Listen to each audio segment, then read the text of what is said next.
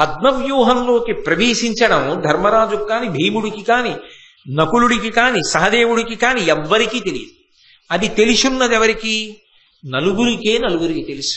ఒకటి శ్రీకృష్ణ పరమాత్మకి తెలుసు, 2 అర్జునుడికి తెలుసు, 3 కృష్ణుని యొక్క కుమారుడు ప్రద్యుమ్నుడికి తెలుసు, 4 అర్జునుడి దగ్గర ఉపదేశం పొందాడు కాబట్టి అభిమన్యుడికి తెలుసు.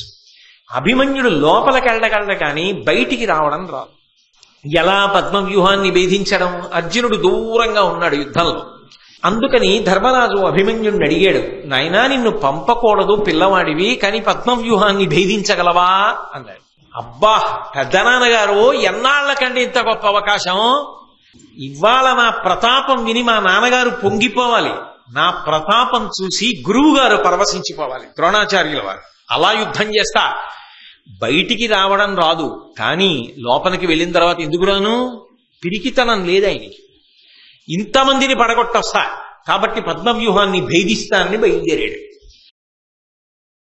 మహాభారత యుద్ధం ప్రారంభం అవడానికి ముందు దుర్యోధనుడు భీష్మాచార్యుల వారిని తన పక్షానికి సర్వసైన్యాధిపతిగా అభిషేకం చేశాడు. ఆయన సర్వసైన్యాధిపతిగా పదవిని స్వీకరించిన తరువాత తన వైపు ఉండేటటువంటి బలగంలో ఉండేటటువంటి వీరుల యొక్క విభాగం చేసి, పాండవ వీరుల్లో ఉండేటటువంటి అగ్రగణ్యులెవరు, అందులో అతిరథులు, మహారథులు, అర్ధరథులు, సమరథులు ఎవరు అనేటటువంటి విభాగం చేసి చూపించాడు. దాని వలన ఎవరు ఎంతంత శౌర్యము కలవారు, ఎంతంత పరాక్రమము కలవారు అనేటటువంటి విషయం లోకానికి వెల్లడి అవుతుంది. ఇందులో శస్త్రముల యందు శాస్త్రమునందు ప్రవీణుడై ఉండాలి. శస్త్రము అంటే నిన్ననే మీతో మనవి చేశాను నేను, ఒక్కొక్క ఆయుధాన్ని ప్రయోగించడంలో నేర్పరి అయి ఉండాలి. అందరూ అన్ని ఆయుధాలు ప్రయోగించలేరు. కొందరు కొన్ని ఆయుధాలే ప్రయోగించగలరు. కొందరు కత్తితో యుద్ధం చేస్తారు, కొందరు శూలంతో యుద్ధం చేస్తారు, కొంతమంది ధనుర్బాణములు వేస్తారు, కొంతమంది గదాయుద్ధం చేస్తారు. ఒక్కొక్కరు ఒక్కొక్క ఆయుధాన్ని బాగా వాడతారు. అందరూ అన్ని ఆయుధములను బాగా వాడగలిగినటువంటి ప్రజ్ఞ కలిగిన వారై ఉండకపోవచ్చు, కానీ ఒక్కొక్క మహావీరుడు మాత్రం అన్ని ఆయుధములతోనూ యుద్ధం చెయ్యగలిగిన వాడై ఉంటాడు. మీరు అభిమన్యుణ్ణే చూస్తే చిట్ట చివరికి ఆయన దగ్గర ఏ ఆయుధము లేకపోయినా రథానికి ఉన్నటువంటి చక్రాన్ని ఊడతీసి ఆ చక్రం ఒక్కటి పట్టుకుని యుద్ధం చేస్తే రథచక్రం చేతిలో ఉండి ఆయన చేస్తున్నటువంటి యుద్ధాన్ని చూసి భయపడి అశ్వత్థామ రథాన్ని విడిచిపెట్టి పారిపోవలసి వచ్చింది. అంటే ఆయుధాన్ని అంత అద్భుతంగా వాడగలిగినటువంటి శక్తితో ఉంటారు. అంతేగాని చేతికి ఏదో దొరికింది కదా అని దాన్ని పుచ్చుకోవడం కాదు. ఒక్కొక్క ఆయుధాన్ని ప్రయోగించడంలో, ఆ ఆయుధాన్ని అంత నైపుణ్యంతో వాడి ఎదిరి బలాన్ని పడగొట్టడంలో అపారమైనటువంటి ప్రావీణ్యమును గురుముఖతః యుద్ధ ప్రక్రియ యందు నేర్చుకున్నటువంటి మహాపురుషులు ఉంటారు. అలా అస్త్ర విద్యయందు మహాప్రవీణుడయ్యుండి దానితో పాటుగా శస్త్రము తెలిసి ఉండాలి. శస్త్రము అంటే ఆయుధమును వాడడం తెలియాలి. ఉదాహరణకి బ్రహ్మాస్త్రం, వాయవ్యాస్త్రం, వారుణాస్త్రం ఇటువంటివన్నీ కూడా మంత్రపూజితములు. ఆయా మంత్రములను గురువుల వలన ఉపదేశం పొంది ఆ మంత్రములను బాణం మీదకి కానీ చిట్ట చివరికి ఒక గడ్డి పరక మీదకి కానీ అభిమంత్రిస్తే అదే ఆయుధంగా మారుతుంది. మారి ఎవరి మీద దాన్ని ప్రయోగించారో వారిని సంహారం చేస్తుంది. ఒక్కొక్కసారి ఒక్కొక్క అస్త్రం ఒకరిని కాదు కొన్ని వేల మందిని మట్టు పెట్టేస్తుంది. ఒక్కొక్కసారి యుద్ధ భూమిని నిశ్శేషం చేయొచ్చు కూడా. అంతంత శక్తివంతములై ఉంటాయి. అటువంటి శాస్త్రము పరిపూర్ణముగా తెలిసి ఉండాలి. తాను ప్రయోగించడం ఒక్కటే కాదు, అవతల వారు ఏ అస్త్రాన్ని ప్రయోగించారు అన్నదాన్ని పట్టుకోగలగాలి. వారు అభిమంత్రించి విడిచిపెట్టారనుకోండి, ఆ వస్తున్నటువంటి శక్తి విస్ఫోటనాన్ని బట్టి ఇది ఫలానా అస్త్రం, ఈ అస్త్రం నా వైపు ఉన్న వారిని ఎవ్వరినీ చెనకకుండా ఉండాలి అంటే దీనికి విరుగుడు మళ్ళీ ఈ అస్త్రాన్ని ప్రయోగించాలి అని దాని ధాటికి తట్టుకుని నిలబడి దాన్ని నిస్సారము చెయ్యడం కోసమని ఏ అస్త్రమును ప్రయోగించాలో అటువంటి అస్త్రమును ప్రయోగించడం తెలిసి ఉండాలి. ఒక్కొక్కసారి దుందుడుకు చేష్టితములు ఉంటాయి యుద్ధంలో. గురువు హఠం చేసినటువంటి వాడికి ప్రయోగం చేయడానికి వీలు లేకుండా ఉండడానికి ఏం చేస్తారంటే ఉపసంహారం చెప్పకుండా ప్రయోగం చెప్తారు.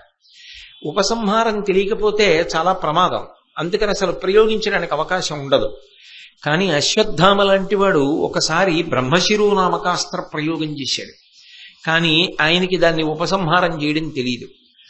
అటువంటప్పుడు లోకమునకంతటికీ కూడా ప్రమాదం ఏర్పడుతుంది ఆ అస్త్రం యొక్క విస్ఫోటన శక్తి వలన.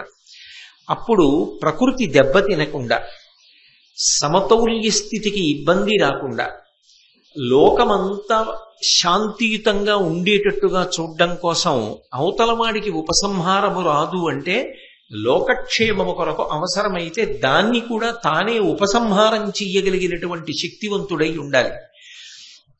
అది సామాన్యమైనటువంటి విద్య కాదు, అంత గొప్ప విద్య.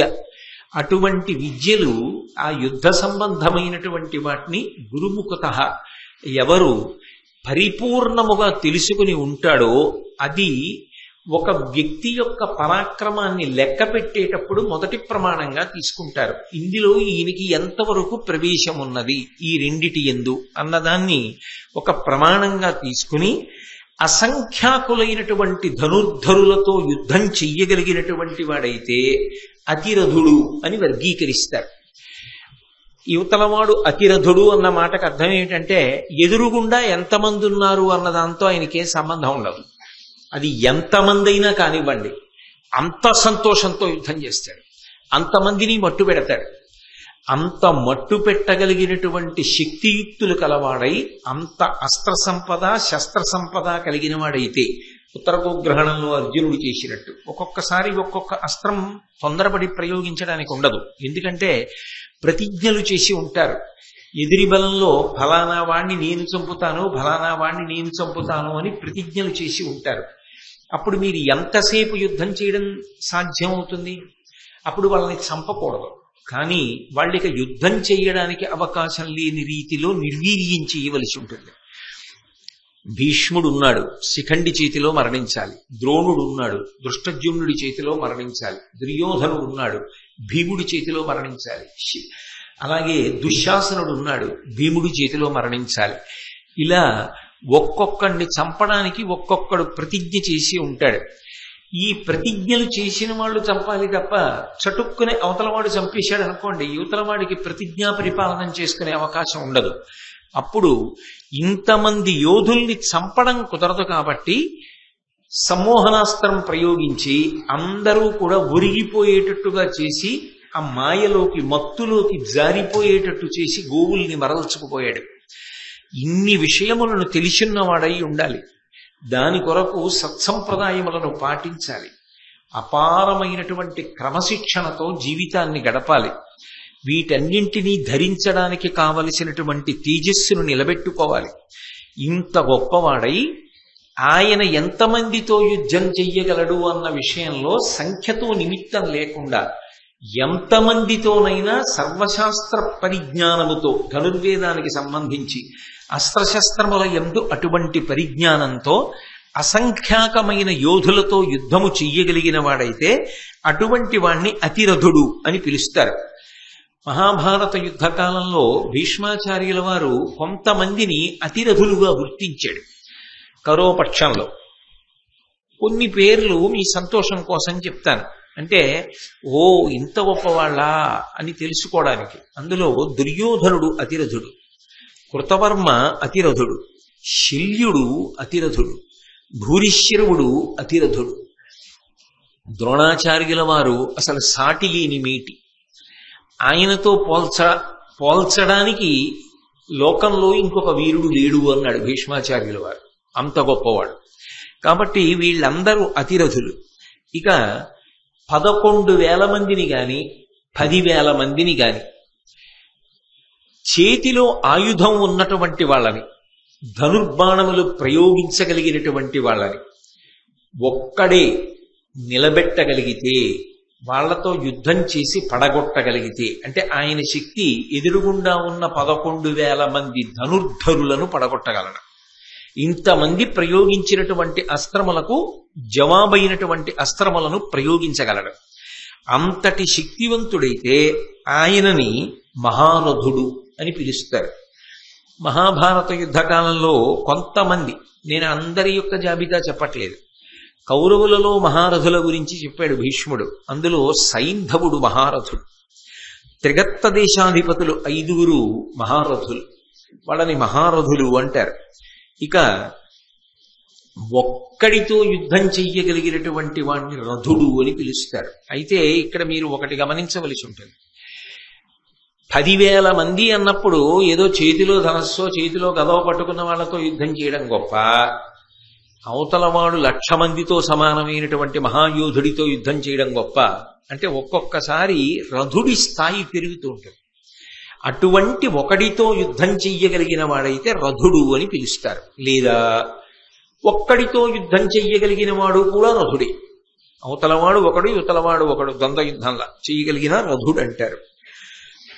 రథుని కన్నా తక్కువ శక్తి కలిగిన వాడు అనుకోండి, బాహ్యంలో అర్ధరథుడు అని పిలుస్తారు. అంటే ఇంకా అదే అధమాధమం, ఇంకా అంతకన్నా తక్కువ ఉండదు.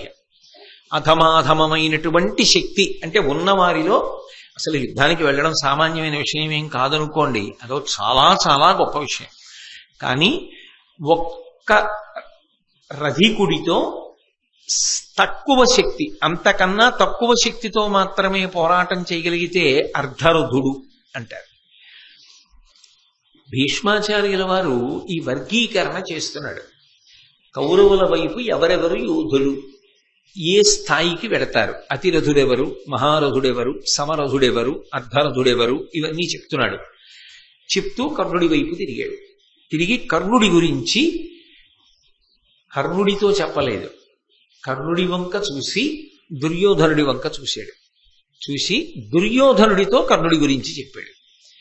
నీకు బ్రెగ్గడయ్యును నియింపు చెలియునై కయ్యంబునకు ఎప్పుడు కాలుద్రవ్వు పాండుపుత్రులతోడి పగకు నిన్నెసగొల్పు కొలువున రజ్జులు పలుకునట్టి రాధాసుతుండు అర్ధరథుడు కుండలములు కవచంబు పోవుట కారణముగా బీరువారినవాడు వీరిడి కృపన్ పెద్ద పరశురాముండు శాపమున వీని అస్త్ర వీర్యంబు చెరచే అట్లగుట వీడు పార్థు మార్కొని మానంబు ప్రాణములను తనకు సొమ్ముగా దక్కించుకొనగలేమి ఎల్లవారికి ఎంతయు తెల్లమధిపా.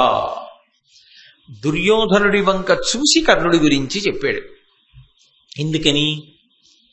అసలు యుద్ధానికి ఎవరిని చూసుకుని ఎడుతున్నాడు? కర్ణుడిని చూసుకుని ఎడుతున్నాడు. ఆ కర్ణుడి యొక్క పరాక్రమం ఏమిటో, ఆయన స్థాయి ఏమిటో చెప్తూ భీష్మాచార్యుల వారు కర్ణుడితో చెప్పకుండా దుర్యోధనుడితో చెప్పడం,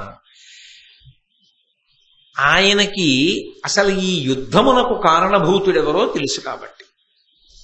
ఎవరిని చూసుకుని దుర్యోధనుడు యుద్ధానికి ఎడుతున్నాడో ఆయన బలమేమిటో చెప్తున్నాడు కాబట్టి ఆయన వంకే తిరిగి చెప్పలా, దుర్యోధనుడి వంక తిరిగి చెప్పాడు. అది భీష్ముడి యొక్క దార్శనికత. అన్నాడు, నీకు బ్రెగ్గడుయును, నువ్వు మంత్రిలా భావిస్తావే, ఎప్పుడు ఏ ముఖ్యమైన విషయమైనా సంప్రదింపులు చేస్తూ ఉంటావే, అలా నువ్వు సంప్రదించేటటువంటి వాడు నీకు మంత్రాంగమును చెప్పేటటువంటి వాడు. నీకు మంత్రాంగమును చెప్తాడు కాబట్టి నీకు బ్రెగ్గడు అంటే మంత్రి అని. నీకు మంత్రి, మంత్రము అంటే ఆలోచన అని దాని అర్థం. అందుకే ఆలోచన లేకుండా చింతకాయని కొడితే పడుతుందా కింద? చింతకాయనే ఎప్పుడు పడుతుంది? ఎలా కొడితే ఈ చింతకాయ పడుతుందని ఆలోచించి గురి చూసి కొడితే పడుతుంది. అందుకని మంత్రములకు చింతకాయ పడుతుందన్న మాటకు అర్థం ఏమిటంటే ఆలోచనకు చింతకాయ పడుతుంది అని దాని అర్థం. అంతేగాని దాన్ని ఇంకొక రకంగా అన్వయం చెయ్యమని కాదు. కాబట్టి నీకు బ్రెగ్గడుయును నెయ్యంపు చెలియునై కయ్యంబునకు ఎప్పుడు కాలుద్రవ్వు. నీకు మంచి స్నేహితుడు, అన్నిటినీ మించి యుద్ధానికి ఎప్పుడు కూడా ముందుంటాడు, కాలు తవ్వుతుంటాడు. ఎప్పుడు యుద్ధం వస్తుందా, నేనున్నాను, నేనుండగా భయం ఏమిటి అంటూ ఉంటాడు. అటువంటి వాడు పాండుపుత్రులతోడి పగకు నిన్నెసగొల్పు కొలువున రజ్జులు పలుకునట్టి. ఎప్పుడూ పాండుపుత్రులతోడి నీకు వైరము కలిగేటట్టుగా మాట్లాడతాడు. ఏ కారణము చేత కూడా నీకు పాండుపుత్రులతో సంధి కాని ప్రేమ కాని కలగకుండా నిరంతరము ప్రయత్నిస్తూ ఉంటాడు. కొలువున రొజ్జులు పలుకునట్టి అలా నీతో వాళ్ళకి సంధి కలగకుండా ప్రేమ ఏర్పడకుండా ఎప్పుడూ అహంకారపూరితమైనటువంటి మాటలు మాట్లాడుతూ ఉంటాడు. మీ ఇద్దరిని విడదీసేటటువంటి ప్రయత్నమే చేస్తూ ఉంటాడు. రాధాసుతుండు అర్ధరుధుడు. ఈ రాధాసుతుడున్నాడే కర్ణుడు, ఈయన అర్ధరుధుడు. కుండలములు కవచంబు పోగుట కారణముగా బీరువారినవాడు. ఈయనకి సహజంగా కవచ కుండలములు ఉన్నాయి. ఆ కారణము చేత అవధ్యుడు, ఎవరి చేత చంపబడడం. కానీ ఆ కవచ కుండలములను పోగొట్టుకున్నాడు, ఇచ్చేశాడు. ఇచ్చేసిన కారణం చేత అంత పెద్ద స్థాయి నుండి కిందకి జారిపోయాడు. కాబట్టి ఇప్పుడు అవధ్యుడు అన్న స్థాయిని చెప్పడం కుదరదు. వీరిడి, ఇతనికి బుద్ధి లేదు. బుద్ధి అంటే ఏ విషయంలో ఏది ఎలా నిశ్చయం చేసుకోవాలన్న విషయాన్ని సమగ్రంగా ఆలోచన చెయ్యలేడు. కాబట్టి వీరిడి, బుద్ధి లేనివాడు. కృపన్ పెద్ద, దయ విషయంలో అంటావా చాలా గొప్పవాడు, చాలా దయ కలిగినటువంటి వాడు. అదే ఈయన కొంప ముంచుతూ ఉంటుంది కూడా, ఈ దయే. కాబట్టి చాలా దయ కలిగిన వాడు అంటే ఆయనకి తెలియని విషయాలు లేవు అని అర్థం అవట్లా భీష్మాచార్యుల వారికి. ఈ పద్యాన్ని బట్టి మీరు జాగ్రత్తగా పరిశీలిస్తే కర్ణుడి యొక్క జన్మవృత్తాంతం కూడా భీష్ముడికి తెలుసు. భీష్ముడికి తెలిసే భీష్ముడు కర్ణుడికి చెప్పలేదు అని అనవలసి ఉంటుంది భారతంలో. లేకపోతే కర్ణుడి యొక్క శీల వైభవం గురించి ఇంత చక్కగా చెప్పడం సాధ్యం కాదు. కాబట్టి ఆయన చాలా దయగలిగినటువంటి వాడు. పరశురాముండు శాపమున వీని అస్త్రవీర్యంబు చెరిచే. పరశురాముడు శపించాడన్నమాట దుర్యోధనుడితో కర్ణుడు చెప్పలా, కానీ భీష్ముడు చెప్తున్నాడు. పరశురాముడు శపించాడు ఆఖరణ, అందుచేత ఇతనికి అస్త్రశక్తి లోపించింది, ఇతని అస్త్రములు భగ్నమవుతాయి.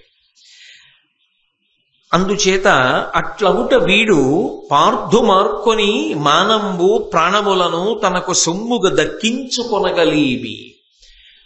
అర్జునుడితో యుద్ధం చెయ్యాలని నువ్వు కోరుకుంటుంటావు ఈ కర్ణుడు, కానీ అర్జునుడితో యుద్ధం చేసినప్పుడు మానము ప్రాణము రెండూ దక్కించుకోలేడు.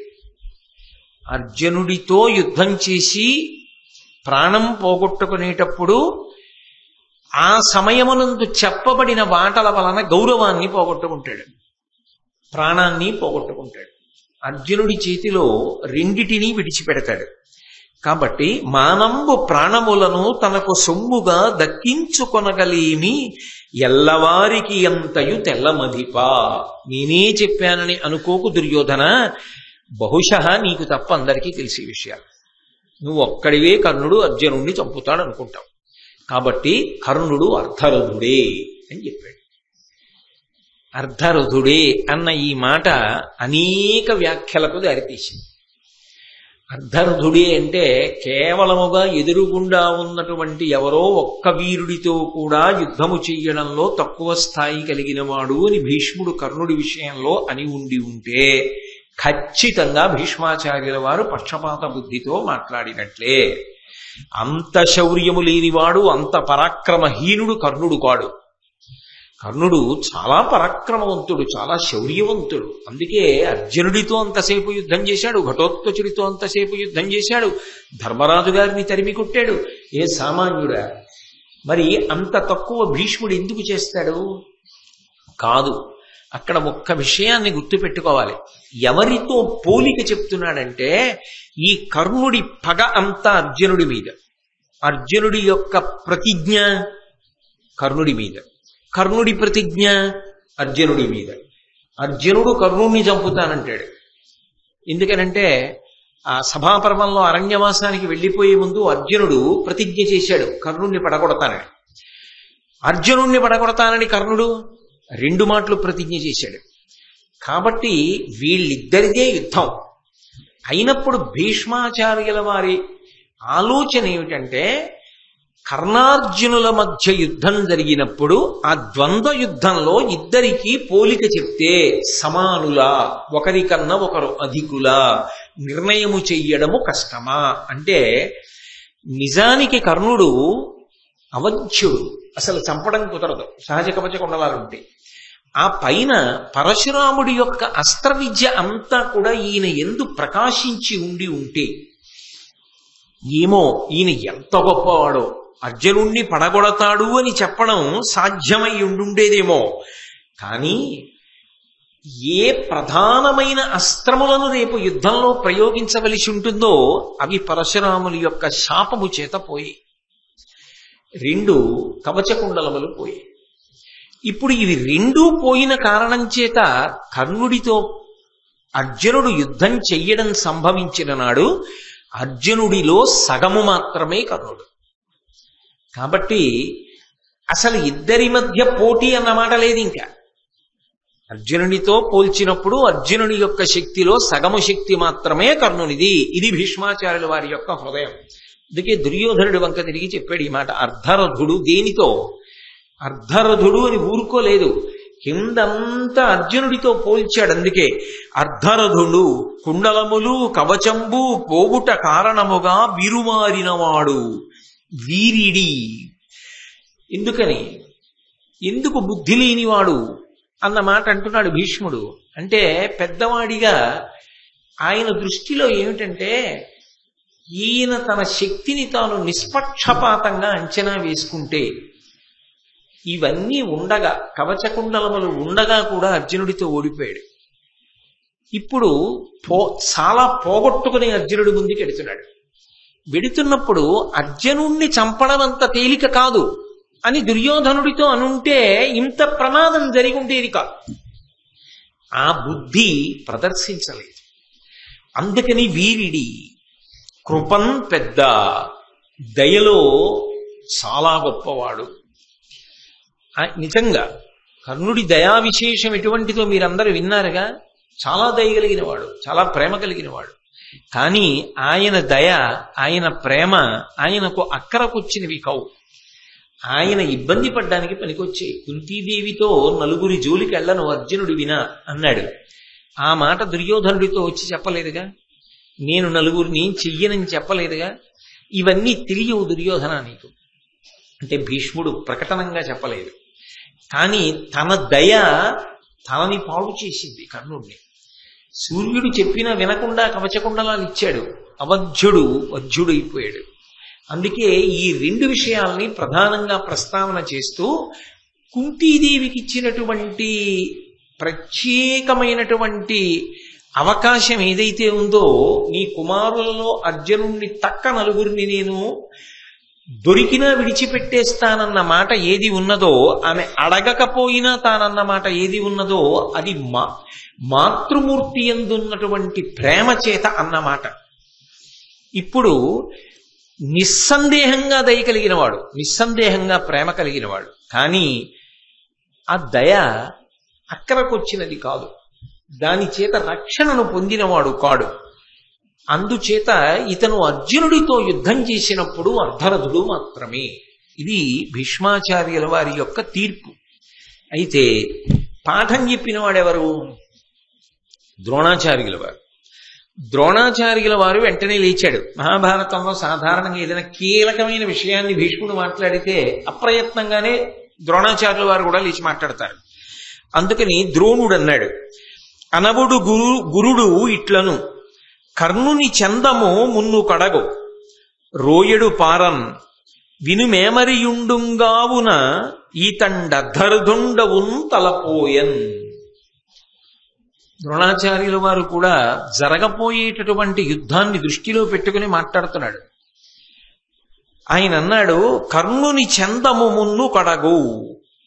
కర్ణునికి ఉన్నది గొప్ప ఆవేశం. ముందు చాలా తొందరగా వెళ్ళిపోతాడు యుద్ధానికి, చాలా దూకుడుగా ముందుకు వెళ్ళిపోతాడు. చాలా దూకుడుగా ముందుకెళ్ళిపోయిన తరువాత నిలబడిపోడు. రోయడు పారన్, అవసరమైతే తన మీదకి బాణాలు వచ్చి పడిపోతున్నాయి అనుకుంటే ఎంత తొందరగా ముందుకెళ్ళాడో అంత తొందరగా యుద్ధభూమిని విడిచిపెట్టి పారిపోతాడు. ఇవన్నీ గతంలో జరిగినవే.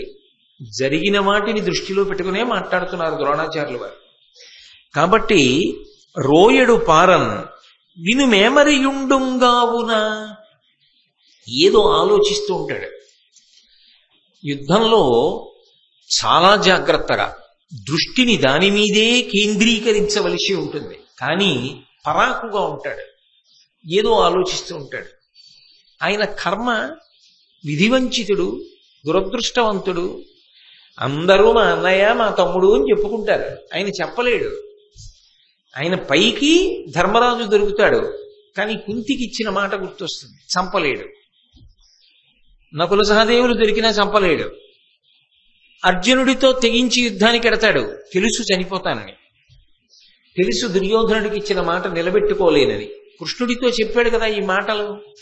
తనకొచ్చిన శాపముల గురించి తెలుసు, తన గుండెల్లో అగ్నిపర్వతాలు బద్దలవుతూ ఉంటాయి, కానీ అన్నీ సహిస్తూ ఉంటాడు. ఒకడికి ఒక సమస్య అయితేనే ఇబ్బందిగా ఉంటే ఇన్ని సమస్యలు బుద్ధి యందు ఉన్నవాడు చాలా బుద్ధి పెట్టి నిశ్చయాత్మకమైనటువంటి బుద్ధితో యుద్ధం చేయడం ఎలా సాధ్యం అవుతుందండి? బహుశः అక్కడ యుద్ధం చేసే వాళ్ళందరిలోకి ఇన్ని పరిమితులు ఉన్నటువంటి వాడు కర్ణుడు ఒక్కడే. ఆయనకి ఇవన్నీ జ్ఞాపకానికి వస్తున్నప్పుడు తను పడిన బాధ, తను పడిన ఆవేదన జ్ఞాపకానికి వస్తున్నప్పుడు తనకెంత ఇబ్బందిగా ఉంటుంది. అంతవరకు ఎందుకండి? యుద్ధభూమికి వెళ్ళిన తరువాత అర్జునుడికి సారథి కృష్ణ భగవానుడు. తెలీదా కర్ణుడికి? సాక్షాత్ పరమేశ్వరుడిని తెలుసు. పరమేశ్వరుడు రథం నడుపుతున్నాడు.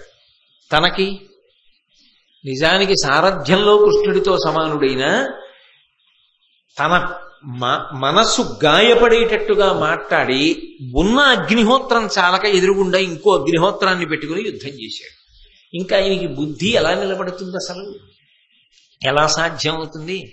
యుద్ధంలో కర్ణుడికి ఉన్నటువంటి వేరొక పెద్ద ఇబ్బంది ఏమిటంటే, ఎప్పుడూ కర్ణుడు ఎవరితోనో మాటల యుద్ధానికి ఎడతాడు ముందు తన పక్షం వాళ్ళతో. ఆ పైన నిజంగా ఏ అర్జునుడు మీదకు వస్తున్నప్పుడు తన పక్షం వాళ్లే వచ్చి దిప్పి పొడుస్తారు. వస్తున్నాడు, ఇప్పటిదాకా చెప్పావుగా చెయ్యి, ఇప్పుడు నీకు శకునెక్కడికి రాడు అంటారు. ఆయనకి ఎదుటి వాళ్ళు ప్రకటనమైన శత్రువులు, ఆయనకి తన వైపు వాళ్ళు అప్రకటిత శత్రువులు. అందుకని ఆయన నిజానికి ఉన్నది ఎప్పుడూ శత్రువుల మధ్యలోనే. అందుకే ఆయన ఆదరింపబడిన వాడు కాడు. భీష్ముడు నన్ను ఆదరించలేదని ఒక భావన.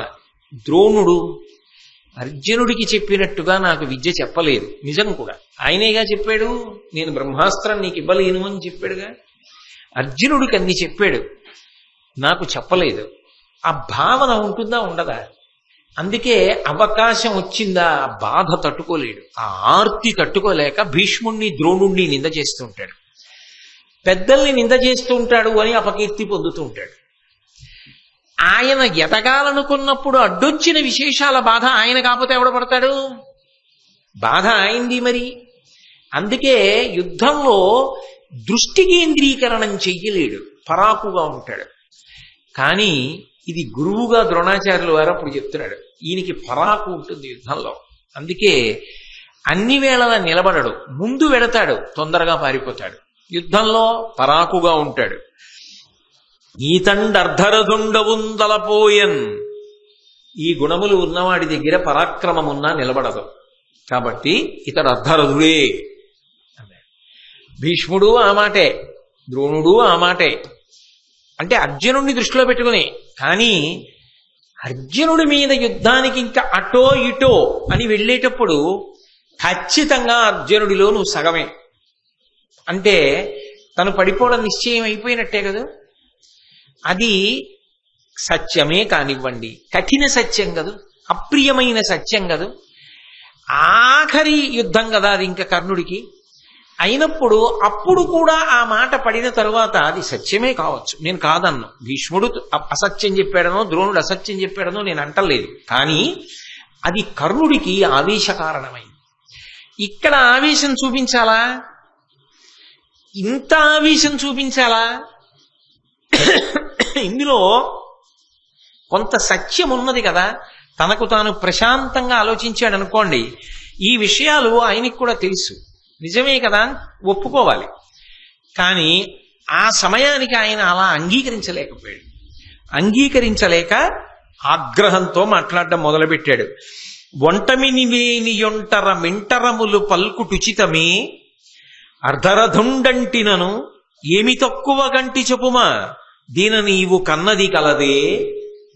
సర్వసైన్యాధిపత్యంలో భీష్మాచార్యులు వారు ఉన్నారు కాబట్టి ఆయన వంక తిరిగి అన్నాడు, కేవలము పగతో మాట్లాడుతున్నావు. ఏమిటి భీష్ముడికి పగ అంటే, కర్ణుడి దృష్టిలో 2 కారణముల వలన పగ. దుర్యోధనుడికి తాను దగ్గర, ఉండవలసినంత దగ్గర భీష్ముడు కాదు.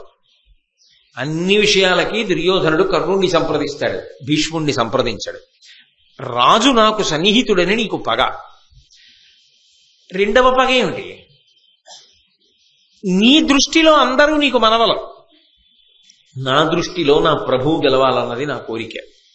నీకు నీ మనవలందరూ బాగుండాలి కాబట్టి సంధి జరగాలని ఉంటుంది. నాకు సంబంధించినంత వరకు నా ప్రభువు బాగుండాలి కాబట్టి యుద్ధం జరగాలని ఉంటుంది. నేను గెలిచాను, అందుకే యుద్ధం జరుగుతోంది.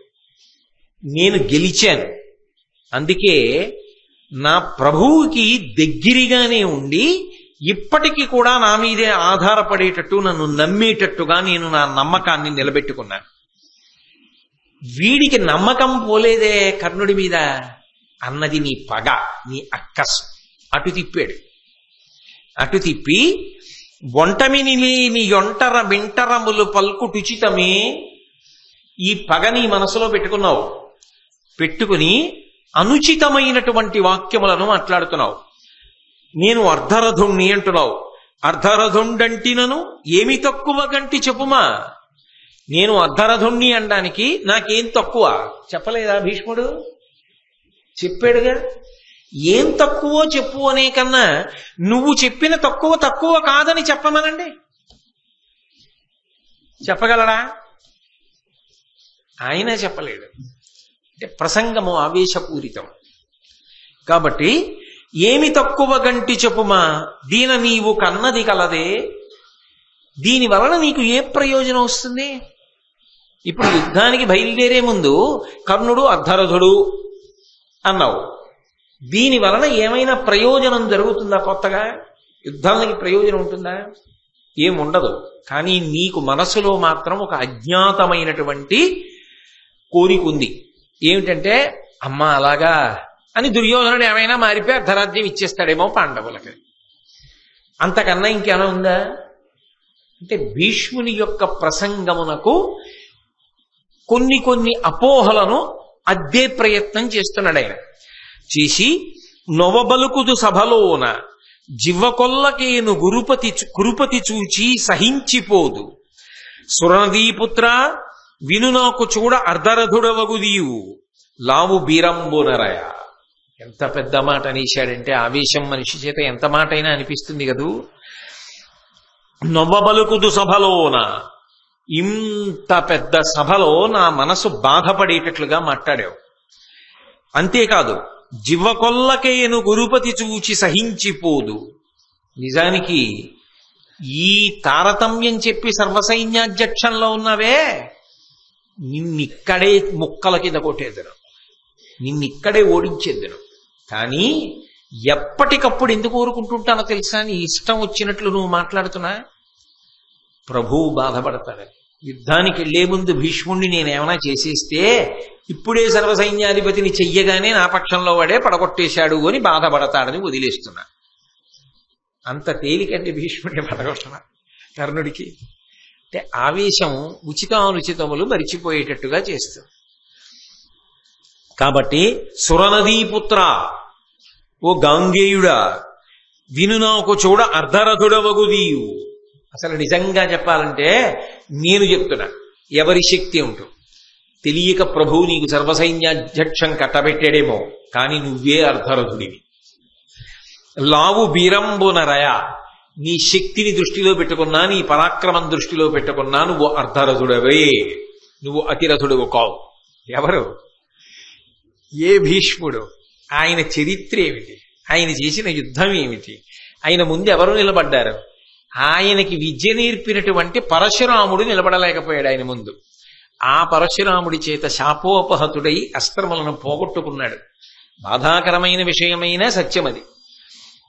అంబని తీసుకొచ్చినప్పుడు అందరు రాజులను ఓడించినవాడు భీష్ముడు.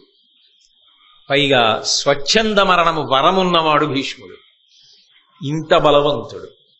ఇటువంటి వాణ్ణి అసలు నీ లావు బీరము దృష్టిలో పెట్టుకుంటే, నీ శక్తిని పరాక్రమాన్ని దృష్టిలో పెట్టుకుంటే నువ్వే అర్ధరథుడవు, నేను కాదు అన్నది ఆంతరమైనటువంటి విశేషం అని. అంతేకాదు, అసలు సర్వసైన్యాధిపతి అన్నవాడికి ఉండవలసిన మొదటి లక్షణం ఏమిటి? ఎంతమంది ఉండనివ్వండి సైన్యం, ఒకటి ఉడత ఉంటుంది, ఒకటి చీమ ఉంటుంది, ఒకటి కప్పు ఉంటుంది, ఒకటి కోతి ఉంటుంది. అంటే నా ఉద్దేశ్యం ఏమిటంటే, బలాబలముల యందు తారతమ్యములుంటాయి. అందరూ ఒక బలం ఉన్న వాళ్ళు ఉండరుగా. కానీ అందరినీ కలుపుకుని అందరి చేత ఎవరు ఏ పని చెయ్యగలరో అది చేయించుకుని కార్యములు సాధించిన వాడు సర్వసైన్యాధ్యక్షుడు. అది తెలిసి ఉండాలి, అందరినీ కలుపుకోవాలి, అది నిరూపణం చేసుకోవాలి, ఆ శక్తి ఉందని నిరూపణం చేసుకోవాలి. నువ్వేం చేశావు? కర్జము తప్పే నీ ఎదుర కష్టపు మాటలకేలయోర్తురు, ఈ దుర్జనుడైన శాంతనవు దొర్బలమీటిది, ఈతడొక్కడున్ వర్జితుడైననేమి, నృపవర్గము కుందుట యొట్టబాయునే, అర్జున పక్షపాతి ఇతడాలము మేకుని చెయ్యడుంజుమి. దుర్యోధనుడితో అంటున్నాడు, కర్జము తప్పే, కార్యమంతా పాడైపోయింది ఇలాంటి వాడికి సర్వసైన్యాధ్యక్షం ఇస్తే. నీ ఎదుర కష్టపు మాటలకేలయోర్తురు, ఈ దుర్జనుడైన శాంతనవు దొర్బలమేటిది. నీ ఎదురుగుండానే ఓ దుర్యోధన, వాడు అతిరథుడు, వీడు అర్ధరథుడు, వీడు సమరథుడు, వీడు అతిరథుడు, ఇలా విడదీసి మాట్లాడుతుంటే నిజంగా శక్తి ఉన్నవాడు కూడా ఏమనుకుంటాడు? నన్ను అలా అన్నాడు కదా, ఇంకా నేను ఎందుకు వెళ్ళాలి యుద్ధానికి అనుకుంటాడు. పాడైపోయిందా యుద్ధం? ఎవరు చెప్పన్నారు ఇవన్నీ? ఈయనకి సర్వసైన్యాధ్యక్షం ఏమిటి? ఈయనకి అసలు అటువంటి పదవిలో కూర్చోబెట్టి అందరినీ కలుపుకుని యుద్ధానికి తీసుకెళ్లమండం ఏమిటి? శాంతనవు దౌర్బలమేటిది. ఈ శాంతనవుడు ఏ పాటి కార్యక్రమాన్ని చక్కబెట్టగలడు? ఏ పాటి శౌర్య పరాక్రమములు ఉన్నవాడు? ఈతడొక్కడు వర్జితుడైననేమి. అసలు ఇతను ఒక్కడిని తీసి అవతల బారేస్తే యుద్ధంలోంచి వచ్చిన నష్టం ఏంటి? ఈ భీష్ముడు లేకపోతే యుద్ధం జరగదా? 18 రోజుల యుద్ధంలో 10 రోజులు అయింది. 3-9 రోజుల్లో యుద్ధంలో కృష్ణుడంతటి వాడు చక్రం పట్టుకున్నాడు. అది భీష్ముడు. ఆ భీష్ముడిని తీసి అవతల వారేమన్నాడు కర్ణుడు. అంటే ఆ విషయం ఎంత మాటైనా అనేసేటట్టు చేస్తుంది. కాబట్టి ఈతడొక్కడున్ వర్జితుడైననేమి, నృపవర్గము కుందుట యొంటబాయునే.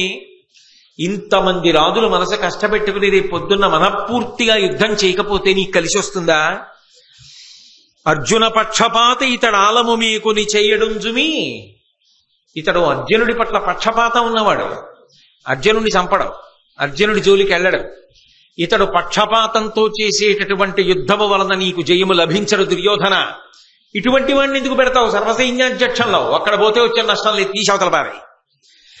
చాలా కాలంబు పోవక చతురులైన వృద్ధ జనముల బుద్ధులు విండ్రుగాక, ముదియ మతిదప్పి నోరికి నొదవినట్లు పలుకు వెడగుల మాటలు పడియగుని. లోకంలో వృద్ధులు ఉంటారు, వయసు బాగా పెద్దదైన వాళ్ళు. వాళ్ళు పూజనీయులు, గౌరవనీయులు. ఎందుచేత అంటే వాళ్ళది అనుభవం. ఒక పుస్తకం చదవడానికి, అనుభవం సంపాదించడానికి సముద్రానికి చిన్న చలంకి, చలం అంటే ఏట్లో ఇసుక ఇలా తీస్తే చిన్న నీరు వచ్చి ఉబికి ఏర్పడుతుంది. దీనికి ఉన్నంత తేడా ఉంటుంది. అనుభవము అనుభవమే. అనుభవముతో తుల్యము పుస్తక జ్ఞానము కాదు. ఒక విషయాన్ని అనుభవ పురస్సరంగా నిర్వహించడం అనేటటువంటిది ఎప్పుడూ జీవితంలో గొప్ప విషయం. అందుకే అనుభవమునకు గౌరవము, అనుభవమునకు పెద్దపీట వెయ్యడం ప్రాజ్ఞుల యొక్క లక్షణం. అనుభవము వయస్సుతో పాటు వస్తుంది తప్ప జ్ఞానం వస్తుందేమో, 10 పుస్తకాలు చదివితే పుస్తక జ్ఞానం వస్తుందేమో, అనుభవం మాత్రం వయస్సుతో రావాలి.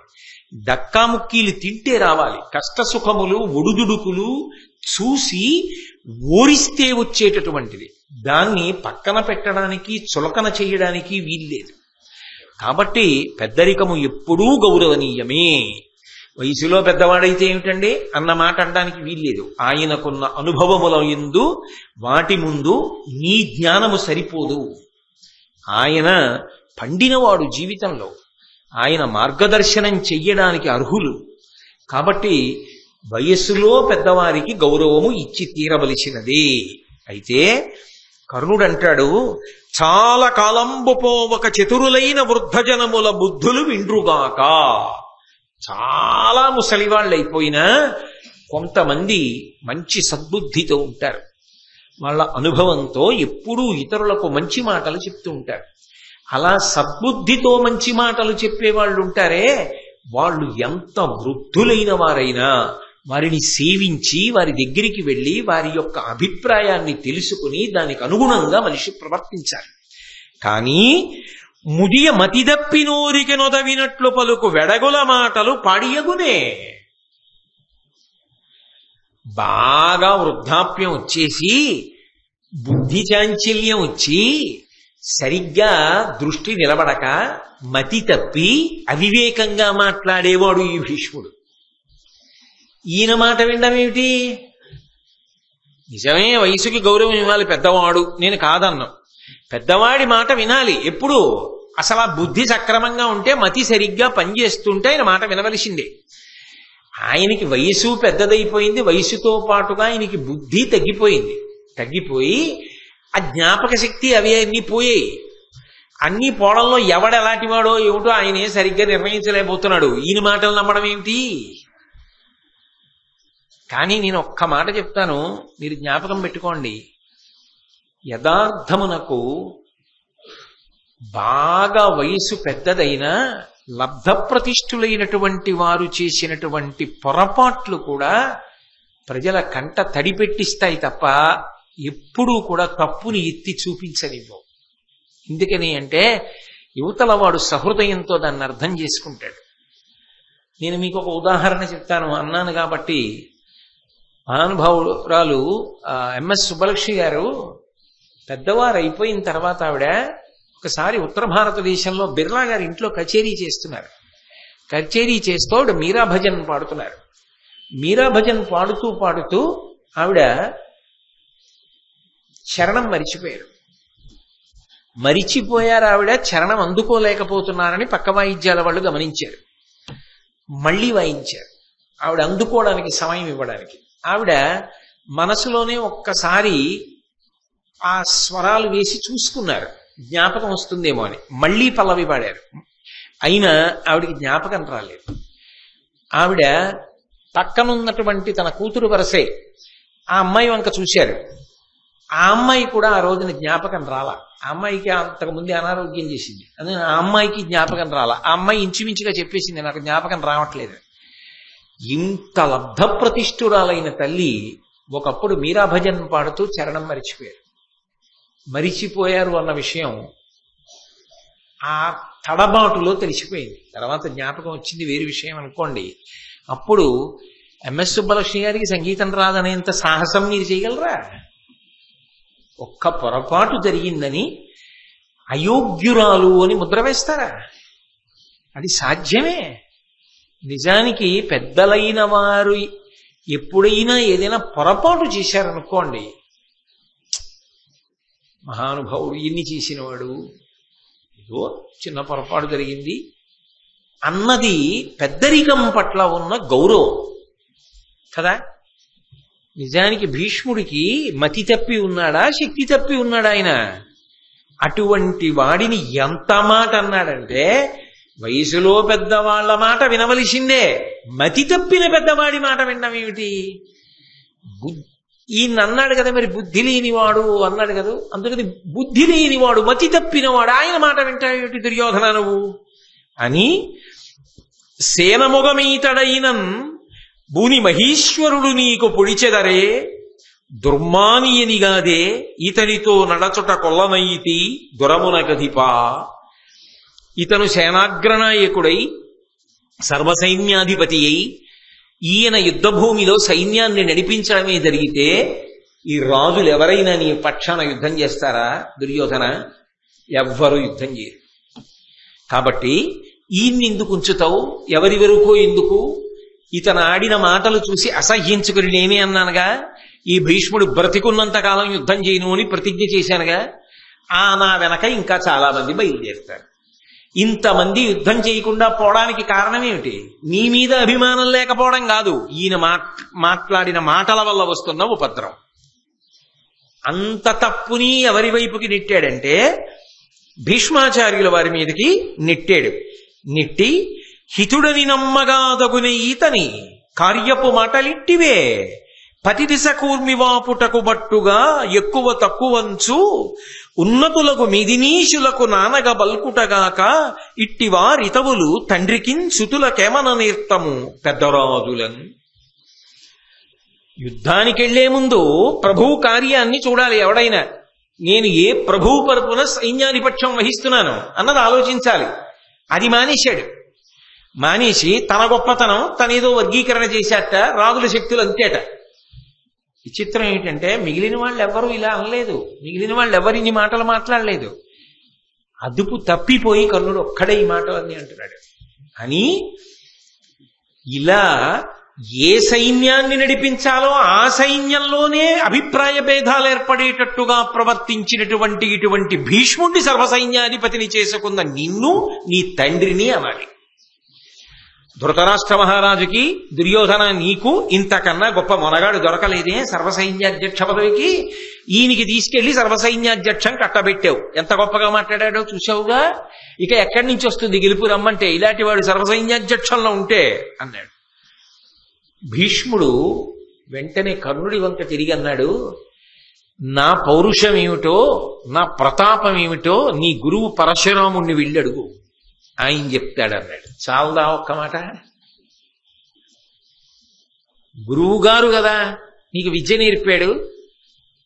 ఎవరి ఇచ్చిన చదువుని చూసుకుని మిడిసిపడుతున్నావో నీ గురువు నాకు కూడా గురువు.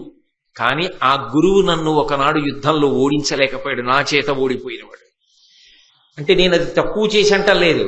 నా పరాక్రమం ఏమిటో నాతో యుద్ధం చేసిన మీ గురువు గారికి తెలుసు. ఆయన వెళ్ళి అడుగు భీష్ముడు ఎటువంటి వాడని. రేపు నేను యుద్ధం చేస్తా, నేను యుద్ధం చేసినప్పుడు వచ్చి చూడు. నా వయసు ఏమిటో నా పరాక్రమం ఏమిటో రెండింటికి సంబంధం ఉందో లేదో తెలుస్తుంది. బయట కూర్చుని మాట్లాడడం కాదు, యుద్ధం చెయ్యి. నేను పడిపోయాక యుద్ధం చేస్తానన్నావుగా, నేను పడిపోయిన తరువాత ఎన్నాళ్ళు యుద్ధం చేస్తావో చూస్తా, ఎంతమందిని పడగొడతావో చూస్తా, ఎంతమంది నీ కళ్ళ ముందు పడిపోతుంటే నువ్వు రక్షించలేకపోయావో చూస్తా. అంపశయ్యి మీద అక్కడే ఉంటా. ఎందుకనంటే నేను పడిపోయినా నేను శరీరం వదలాలనుకునే వరకు వదలను, అన్నీ వింటూ ఉంటా. నువ్వు ఎంత పొడిచావో, పొడిచడం అంటే యుద్ధం, ఎంత యుద్ధం అదే మాట వాడారు కూడా కదూ, భారతంలోనే వాడారు. కాబట్టి నువ్వు ఎంత యుద్ధం చేస్తావో నాకు తెలియనిది కాదు. కాబట్టి ఇప్పుడు మాటలు ఎందుకు, ఎదర చర్యలే ఉన్నాయిగా, అప్పుడు లెక్క తేల్చుకుందాంలే. నిజానికి భీష్మ హృదయాన్ని పట్టుకుని ఉంటే కర్ణుడు ఇంత తొందరపడిపోయేవాడా అన్నది అనుమానం. ఎందుకంటే మళ్ళీ ఇంకొకసారి మాట్లాడతాడు భీష్ముడు కర్ణుడి గురించి. అప్పుడు కూడా చెప్తాడు కర్ణుడు ఎటువంటి వాడో చెప్తాడు. చెప్పినప్పుడు భీష్ముడికి నిజంగా పరమ తక్కువ చేసి కర్ణుడి గురించి మాట్లాడాలన్న ఉద్దేశ్యం లేదు అన్నది స్పష్టం అవుతుంది. తొందరపడిపోయి భీష్మాచార్యుల వారిని ఇన్ని నిందావాక్యములు పలికించాడు. అది తనకి అర్థమైన కారణము చేత, ఉన్న ఒత్తిడి చేత, తాను పొందిన అవస్థ చేత, ఇన్ని కారణముల చేత కర్ణుడు అలా తొందరపడిపోయాడు. ఆ స్థానంలో అంతకన్నా ఎవరైనా నిగ్రహించుకోగలరా అంటే అది వారి సమర్థత మీద ఆధారపడి ఉంటుంది. ఇన్ని మాటలని సరే, యుద్ధం ప్రారంభమయ్యింది, యుద్ధం నడుస్తోంది. భీష్ముడు సర్వసైన్యాధిపత్యంలో ఉండగా కర్ణుడు యుద్ధం చెయ్యడు. ఈలోగా 10 రోజుల యుద్ధం తర్వాత భీష్మాచార్యుల వారు పడిపోయారు. పడిపోవడం అంటే శిఖండివి అడ్డుపెట్టి అర్జునుడు వేసిన బాణములకు అంపశయ్య మీద పడిపోయాడు. ఇక యుద్ధం చెయ్యడు. ద్రోణాచార్యుల వారికి సర్వసైన్యాధిపత్యం ఇచ్చారు. ద్రోణాచార్యుల వారికి సర్వసైన్యాధిపత్యం ఇచ్చిన తర్వాత 3వ రోజు యుద్ధం జరుగుతోంది. ఆ 3వ రోజు యుద్ధం జరుగుతున్నప్పుడు ఒక విశేషం జరిగింది. అభిమన్యుడితో యుద్ధం చేయాల్సి వచ్చింది. అర్జునుడితో కాదు, మీరు బాగా పట్టుకోవాలి. అర్జునుడితో కాదు, యుద్ధము అభిమన్యుడితో. అర్జునుడు యుద్ధం చేస్తున్నప్పుడు పక్కన ధర్మజ, భీమ, నకుల, సహదేవులు ఉంటారు. అభిమన్యుడు యుద్ధం చేస్తున్నప్పుడు తండ్రి అర్జునుడు లేడు, ధర్మరాజు, భీముడు, నకులుడు, సహదేవుడు లేరు. ఎందుకంటే సైంధవుడు అడ్డుపడ్డాడు. అటువంటప్పుడు యుద్ధం చేశాడు. అటువంటి యుద్ధంలో అభిమన్యుణ్ణి కర్ణుడు ఓడించాడా, పడగొట్టగలిగాడా? అదొక పెద్ద అగ్ని పరీక్షే కర్ణుడి జీవితానికి. ఎందుచేత అంటే మహాభారతాన్ని బాగా అధ్యయనం చేసినటువంటి పెద్దలు, దాన్ని సారాన్ని బాగా వంట పట్టించుకున్న పెద్దలు ఒక మాట అంటారు. అభిమన్యు అన్న పేరు రావడానికి కారణం ఏంటంటే శత్రువుల పట్ల అంత కోపంతో ఉంటాడు. అలాగే ఆయన తన పరాక్రమము తాను ప్రదర్శించేటప్పుడు అంత ఉత్సాహంగా ఉంటాడు. 2 గొప్ప లక్షణములు కలబోయబడినటువంటి వ్యక్తి కాబట్టి అభిమన్యు అని పేరు. మహాభారతంలో మీరు చాలా జాగ్రత్తగా పరిశీలనం చేస్తే ఒకే ఒక్క వ్యక్తి యందు మీకు ధర్మరాజు గారు, భీముడు, అర్జునుడు, నకులుడు, సహదేవుడు 5 యొక్క లక్షణములు కనపడడానికి అవకాశం ఉంటుంది. అభిమన్యుడు అయితే అక్కడ రక్త సంబంధం ఒకటి ఉంది. పెద్దనాన్నగారి పోలిక వచ్చింది, ఇంకో చిన్న పెద్దనాన్నగారి పోలిక వచ్చింది, భీముడి పోలిక, నాన్నగారి పోలిక వచ్చింది, బాబాయిల పోలిక వచ్చింది అనొచ్చు. కానీ ఒక అద్భుతమైన పోలిక ఇంకొకటి వచ్చింది ఆయనకి. ఎవరిది? ఎలా అవకాశం? కృష్ణ పరమాత్మ పోలిక వచ్చింది. ఎందుకో తెలుసా? మేనమామ. పిల్లలకి మేనమామ పోలికలు కాస్త తొందరగా వస్తాయంటారు. మేనమామల ముద్దు మేలైన ముద్దు, తాతలకు తా ముద్దు తాను అబ్బాయి అని మేనమామ పోలిక వచ్చింది. అందుకే అభిమన్యుడు అన్న మాట ఎన్నిటిని కలుపుకుంటుంది అంటే, ఆ అభిమన్యుడు ఒక్కడు ధైర్యంలో ధర్మరాజు అంటారు. ధైర్యము అంటే ఏదో యుద్ధానికి వెళ్ళిన ధైర్యం అనుకోకండి. ధర్మానుష్ఠానంలో, ధర్మాన్ని పట్టుకున్నప్పుడు వచ్చేటటువంటి ఒరిపిడిని తట్టుకోవడంలో ధర్మరాజు గారి పూనిక ఎటువంటిదో అభిమన్యుడి యొక్క పూనిక అటువంటిది. అది పెదనాన్నగారి నుంచి వచ్చింది. ఇంకా ఆయనకి భయంకరమైనటువంటి యుద్ధం చెయ్యడం, అది మామూలు యుద్ధం కాదు. ఇంకా 4వ వంతు సైన్యాన్ని ఒక పూటలో పడగొట్టాడు అభిమన్యుడు యుద్ధం చేసినప్పుడు. ద్రోణపర్వంలో అసలు అభిమన్యుడి యుద్ధం జరుగుతుంటే, తిక్కనగారి ఆంధ్రీకరణ జరుగుతుంటే ఆపి మధ్యలో పలహారం చేయడానికి కూడా వెళ్ళబుద్ధేది. అంత గొప్ప ఆంధ్రీకరణ చేశాడు మహానుభావుడు తిక్కనగారు. అంత గొప్ప యుద్ధం చేశాడు. ఒక పూటలో 4వ వంతు సైన్యాన్ని పడగొట్టాడు. అందుకే భీమసేనుడు యుద్ధం ఎలా ఉంటుందో అంత భయంకర యుద్ధం చేస్తాడు. అందుకని చిన్న పెదనాన్నగారి పోలిక వచ్చింది, భీముడి పోలిక. మరి పెద్దనాన్నగారు ధర్మరాజు గారు, చిన్న పెదనాన్నగారు భీమసేనుడు. తండ్రి గారి పోలిక వచ్చింది. తండ్రి గారి పోలిక ఎక్కడి నుంచి వచ్చింది అంటే, రూపమునందు అర్జునుడి యొక్క రూపం ఎలా ఉంటుందో ముమ్మూర్తులా అలా ఉంటాడు. మరి తండ్రికి కొడుకు కదూ, అందుకని. పాండిత్యమునందు అర్జునుడికి ధనుర్వేదం ఎంత బాగా తెలుసో, అస్త్రశస్త్రములను ఎంత బాగా వాడతాడో అంత గొప్ప పాండిత్యం అభిమన్యుడికి వచ్చు. దానితో పాటుగా పరాక్రమమునందు విజృంభించి శత్రువుల్ని పడగొట్టడంలో, ఆ పరాక్రమమునందు ఈ 3టి యందు అర్జునుడి యొక్క పోలికొచ్చింది. వినయానికి మారుపేరుగా నకుల సహదేవుల యొక్క పోలికొచ్చింది, బాబాయిల పోలికొచ్చింది. ఇక పవిత్రమైనటువంటి హృదయంతో ఉండడంలో, ఎప్పుడు హృదయమునందు పవిత్రత చెక్కు చెదరకుండా ఉండడంలో మేనమావ పోలికొచ్చింది. అందుకే మహాభారతంలో అభిమన్యుడు ఒక పెద్ద మెరుపు. ఇన్ని పోలికలు ఉపపాండవుల్లో కూడా ఎవరికి రాలా. అసలు కృష్ణుడి పోలిక రావడానికి రక్త సంబంధం చెప్పవలసి వస్తే అధికారం ఉన్నవాడు ఈయనేగా. మేనమామ తొందరగా రావాలిగా, వచ్చింది కూడా. ఒక్కొక్కడికి మేనమామ పోలికి రాకపోవచ్చు, మేనమామ చాలా గొప్పవాడు అవ్వచ్చు, అయినా రావాలని ఉంది, అదే శాస్త్రం, ఆ మేనలుడికి తప్పకుండా వచ్చి ఉండాలని, రాకపోవచ్చు. కానీ ఈయనకి ఏమైందంటే అందరి ఉత్తమ గుణాలు పుచ్చుకున్నాడు, అందరి ఉత్తమ గుణాలు పుచ్చుకున్నాడు, అంత గొప్పవాడు. అటువంటి అభిమన్యుడు యుద్ధానికి వచ్చాడు. ఎందుకు వచ్చాడు? అది కూడా ఒక ఆశ్చర్యం. 3వ రోజు అర్జునుడు దూరంగా ఉన్నాడని తెలిసే పద్మవ్యూహాన్ని రచించాడు గురుడు ద్రోణాచార్యుల వారు. పద్మవ్యూహంలోకి ప్రవేశించడం ధర్మరాజుకు కాని, భీముడికి కాని, నకులుడికి కాని, సహదేవుడికి కాని ఎవ్వరికీ తెలియదు. అది తెలిసున్నది ఎవరికి? నలుగురికి తెలుసు. 1 శ్రీకృష్ణ పరమాత్మకి తెలుసు, 2 అర్జునుడికి తెలుసు, 3 కృష్ణుని యొక్క కుమారుడు ప్రద్యుమ్నుడికి తెలుసు, 4 అర్జునుడి దగ్గర ఉపదేశం పొందాడు కాబట్టి అభిమన్యుడికి తెలుసు. అభిమన్యుడు లోపలికెళ్ళగలడు కానీ బయటికి రావడం రాదు. ఎలా పద్మవ్యూహాన్ని భేదించడం? అర్జునుడు దూరంగా ఉన్నాడు యుద్ధంలో. అందుకని ధర్మరాజు అభిమన్యుడిని అడిగాడు, నాయనా నిన్ను పంపకూడదు, పిల్లవాడివి, కానీ పద్మవ్యూహాన్ని భేదించగలవా అన్నాడు. అబ్బా పెద్దనాన్నగారు, ఎన్నాళ్లకండి ఇంత గొప్ప అవకాశం, ఇవాళ నా ప్రతాపం విని మా నాన్నగారు పొంగిపోవాలి, నా ప్రతాపం చూసి గురువు గారు పరవశించిపోవాలి ద్రోణాచార్యుల వారు, అలా యుద్ధం చేస్తా. బయటికి రావడం రాదు, కానీ లోపలికి వెళ్ళిన తర్వాత ఎందుకు రాను? పిరికితనం లేదు ఆయనకి, ఇంతమందిని పడగొట్టొస్తా, కాబట్టి పద్మవ్యూహాన్ని భేదిస్తానని బయలుదేరాడు. ఆయన పద్మవ్యూహంలోకి వెళ్లే ముందు ధర్మరాజు గారు ఏమనుకున్నాడంటే, నేను భీముడు, నకులుడు, సహదేవుడు వెంట ఉంటాం కాబట్టి పిల్లవాడికి ఆపద రాదనుకున్నాడు. కానీ సైంధవుడు అడ్డుపడ్డాడు, వీళ్ళు 4 రాలేకపోయారు. కానీ చిత్సరపిడుగై ఆ రోజున అభిమన్యుడు భయంకరమైనటువంటి యుద్ధం చేశాడు. ఆ యుద్ధంలో అభిమన్యుడిని పడగొట్టాలి అని చెప్పి కర్ణుడు ఎదురొచ్చాడు. అభిమన్యుడు నవ్వి ప్రయోగించినటువంటి ఒక బాణం శరీరాన్ని తూట్లు పొడుస్తూ యువతల వైపు నుంచి దిగి అవతల వైపు నుంచి బయటికి వచ్చి భూమిలో దిగింది. అటువంటి బాణం వేశాడు.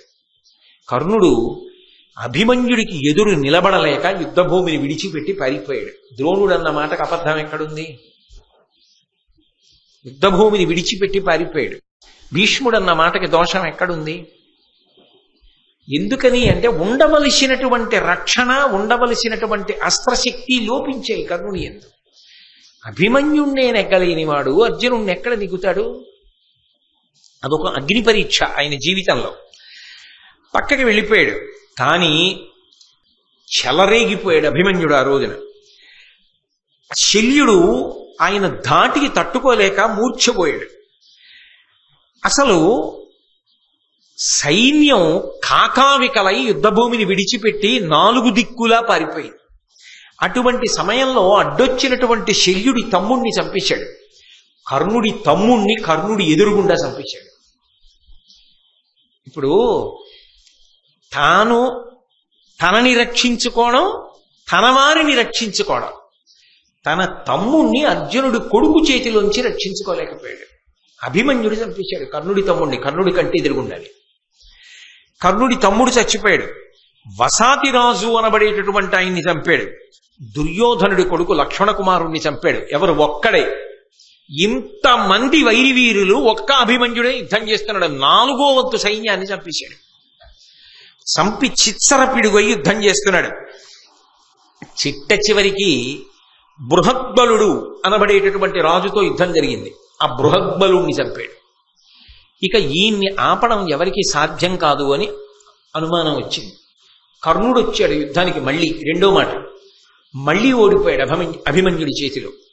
ఇక లాభం లేదని దుర్యోధనుడి దగ్గరికి వెళ్ళి మాట్లాడి గురువుగారు ద్రోణాచార్యుల వారి దగ్గరికి వెళ్ళి కర్ణుడు సంప్రదించాడు. కావాలనే దుర్యోధనుడు విని బాధపడాలి, అవతల కర్ణుడు బాధపడాలి. ఆ శౌర్యమునందున్న పక్షపాతం, 2 పాండవ పక్షపాతం, అర్జునుడి మీద పక్షపాతం. ద్రోణాచార్యులు వారు అన్నారు, అబ్బా ఈ అభిమన్యుడు యుద్ధం చూస్తుంటే నాకు అర్జునుడు యుద్ధం కన్నా పెద్ద భేదమేం కనపట్టలేదన్నాడు. చాలదా? ఒరే వాళ్ళ అబ్బాయి యుద్ధం చేస్తే ఇలా ఉంది, ఇక వాళ్ళ నాన్న వస్తే ఇప్పుడే తట్టుకోలేక మీ అందరూ నా వెనక్కి వచ్చి ఎలా ఎలా అంటుంటే రేపు అర్జునుడు వస్తే ఏం చేద్దామని ప్రతిజ్ఞలు చేశావు. భీష్ముడు అర్ధరథుడంటే అంత కోపం వచ్చిందిగా, నేనంటే కోపం వచ్చిందిగా. మరి ఇప్పుడు ఆ అభిమన్యుడు మీ తమ్ముడిని చంపేస్తే చూస్తూ ఊరుకున్నావు, 2 మాటలు పారిపోయావు. ఇప్పుడు నా చాటుకొచ్చి అడుగుతున్నావు, ఏం చెయ్యాలని అడుగుతున్నావు. నేను ఒక్క మాట చెప్పనా, అభిమన్యుడు చేతిలో ఆయుధం పట్టుకుని యుద్ధం చేసినంతసేపు ఆయనతో యుద్ధం చేసి చంపగలిగిన వాడు లోకంలో లేడు. ఎందుకో తెలుసా, అర్జునుడికొక్కడికే ఒక విద్య తెలుసు, దాని పేరు కవచధారణము. ఆ విద్య అర్జునుడు బహుశः ఇదిగో ఈ పిల్లవాడికి ఉపదేశం చేశాడు, వీడికి తెలుసు. అది అస్త్ర విద్య తెలిసి ఉండడం అంటే. అవతలవాడు దేని చేత పోరాడుతున్నాడు. ఈ కవచధారణమన్న విద్య ఎవరి యందు ఉన్నదో వాణ్ణి పడగొట్టడం సాధ్యం కాదు. అతను ఆయుధము చేతిలో ఉన్నంతసేపు అవధ్యుడు, పడగొట్టలేడు. ఇతన్ని చంపాలంటే వంచన ఒక్కటే మార్గం, వంచన చేసి చంపాలి. వంచన చేద్దామా అని అడిగాడు. అందరికన్నా ముందుకొచ్చిన వాడు కర్ణుడే. తిలాపాపం తలా పిడికెడు, మత్స పడిందా లేదా? ఒక పిల్లవాణ్ణి చంపడానికి ముందుకొచ్చారు. అందుకే అభిమన్యుడు యుద్ధం చేస్తున్నప్పుడు ఎదురుగుండా నిలబడి యుద్ధం చెయ్యడం చాలా కష్టమైపోతోందన్న భావన పొందిన వాడిలా జంకినట్లు నటించి కర్ణుడు వెనక్కి వెళ్ళిపోయాడు. అభిమన్యుడికి వెనక్కి వెళ్ళిపోయాడు కాబట్టి వెనక నుంచి బాణం వెయ్యడు అన్న ఉద్దేశ్యంతో కర్ణుడు వెళ్ళిపోయాడు అని చెప్పి అభిమన్యుడు ఊరుకున్నాడు కర్ణుడి విషయాన్ని. కానీ ద్రోణుడు అప్పటికే అందరూ కలిపి యుద్ధనీతిని తప్పి మట్టు పెట్టేయాలి. తప్పదు, పిల్లవాడని చూస్తే చిన్న అగ్నిహోత్రమే కదా అని ఊరుకుంటే. మురుసలి ఇంటి దీపమని ముద్దుడు మూర్ఖుడు కాడు అంటారు. మా ఇంటి దీపం ఎంత బాగా వెలుగుతోందో అని ముద్దెట్టుకుంటే మూతి కాలుతుంది.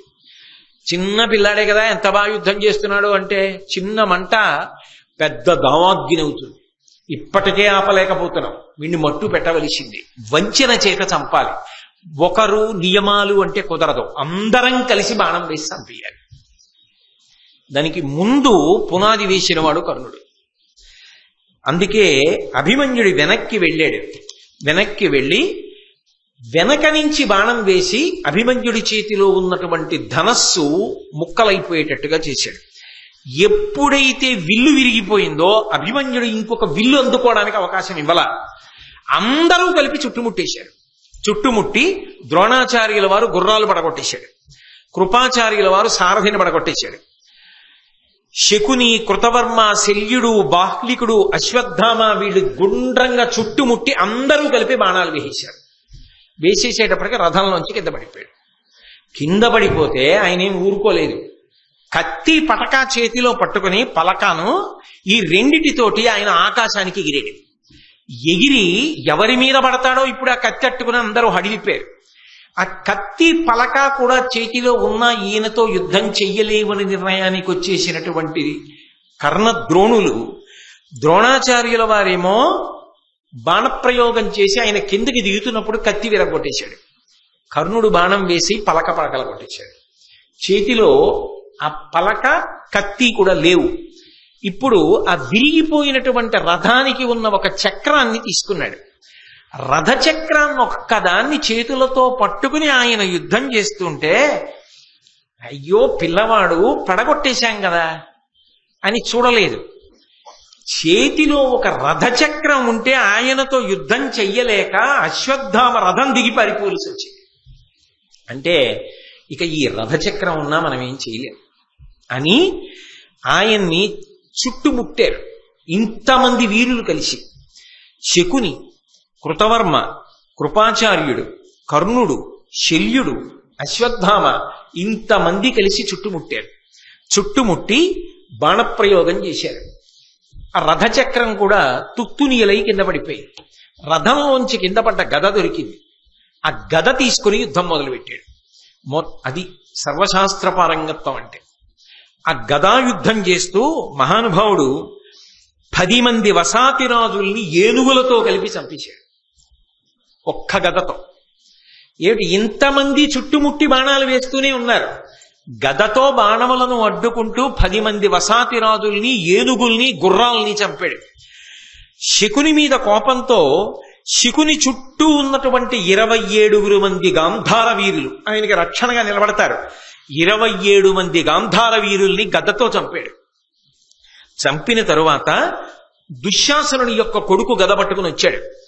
ఆ దుశ్శాసనుని యొక్క కొడుకుతో గదాయుద్ధం చేస్తుంటే ఇంతమంది కలిపి బాణములు వేసేశారు కదా, ముళ్ల పందిలే అయిపోయాడు. అప్పటికే ఇన్ని బాణములు కొట్టేశారు, నెత్తురు ఊడిపోతోంది ఒంట్లోంచి. అయినా నిప్పెన్న మాట అనకుండా చేశాడు యుద్ధం. చేసి తన గద యొక్క దెబ్బల చేత దుశ్శాసనుడి కొడుకు గుండె బద్దలై నేల మీద పడి మరణించాడు. దుశ్శాసనుడు కొడుకు కొట్టినటువంటి దెబ్బల చేత అభిమన్యుడు మరణించాడు. సమస్త భూతములు లోకంలో ఉన్నవన్నీ ఇది ధర్మం తప్పిన యుద్ధం, దారుణమైన యుద్ధం, ఒక్క పిల్లవాణ్ణి ఇంతమంది కలిపి మట్టు పెట్టారని ఆక్రోశించాయని రాశారు భారతంలో. ఒక్క అభిమన్యుడితో యుద్ధం చెయ్యడంలో తట్టుకోలేక ఇంతమంది ఆయన్ని చుట్టుముట్టి చంపడం ఒక మహాపాపకర్మ. దాని ఫలితం అలా ఉండనివ్వండి. దాంట్లో ప్రధాన పాత్ర కర్ణుడు పోషించడం ఆయన శీల వైభవానికి, ఆయన శౌర్యానికి, ఆయన పరాక్రమానికి ఖచ్చితంగా మచ్చతిచ్చింది.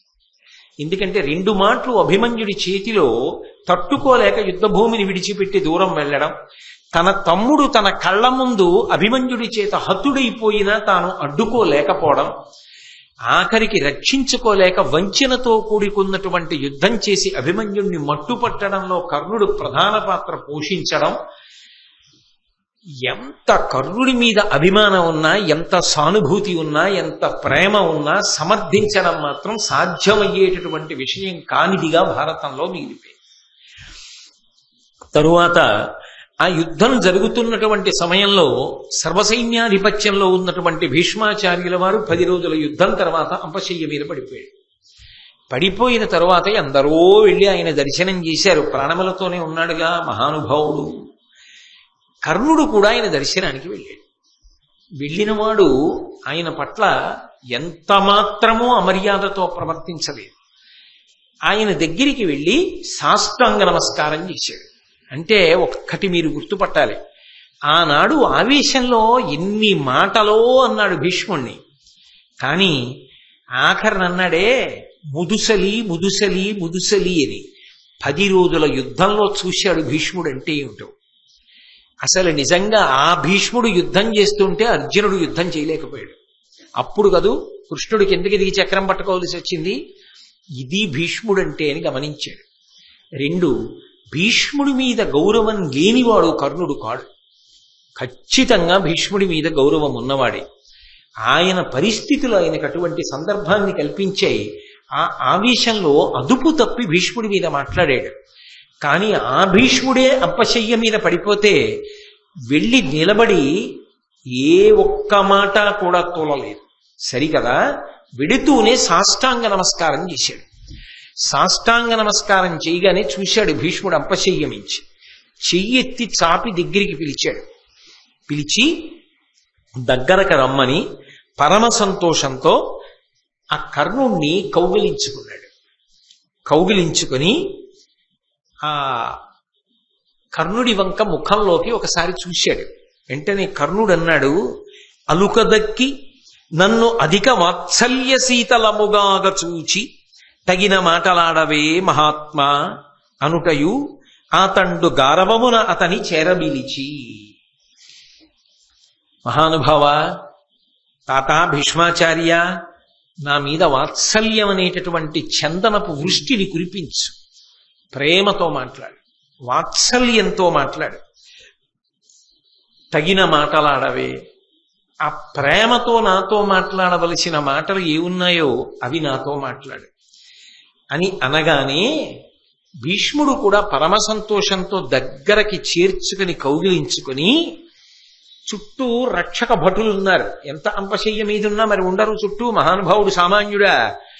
ఆ రక్షణ దళాలన్నింటినీ కూడా తనకి రక్షణగా నిలబడిన వారందరికీ కూడా సంజ్ఞ చేశాడు, మీరందరూ దూరంగా వెళ్ళిపోండి. అంటే కర్ణుడితో తాను మాట్లాడుతున్నది వాళ్ళకి వినపడకూడదని. నేను మీతో ఒక మాట చెప్పా, మహాభారతంలో ఒక్క కర్ణుడి విషయాన్ని పరిశీలించినప్పుడు ఏకాంత సమావేశం ఏదైనా జరిగింది అంటే కర్ణుడికి సంబంధించి ఏవో కొన్ని అద్భుతాలు బయటకు వస్తాయి. ఆయన పైకన్నా ఎక్కుతాడు, కిందకన్నా దిగుతాడు.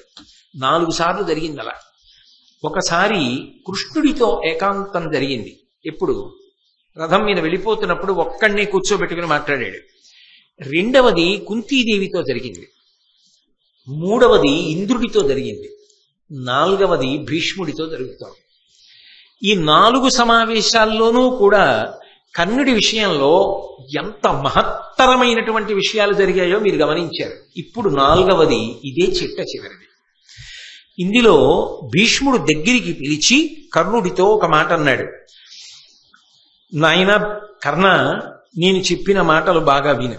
నీ దశ కోపింతునే కులభేదముగా పలుకుటయును బిడ్డల చిరుపంగాదని కిలియుదు లేదన రాదు అదలుతు నిన్ను నిష్ఠురంపు పలుకలన్. కర్ణ, అనేక పర్యాయాలు నేను నిన్ను చాలా కఠినమైన మాటలతో మందలించాను.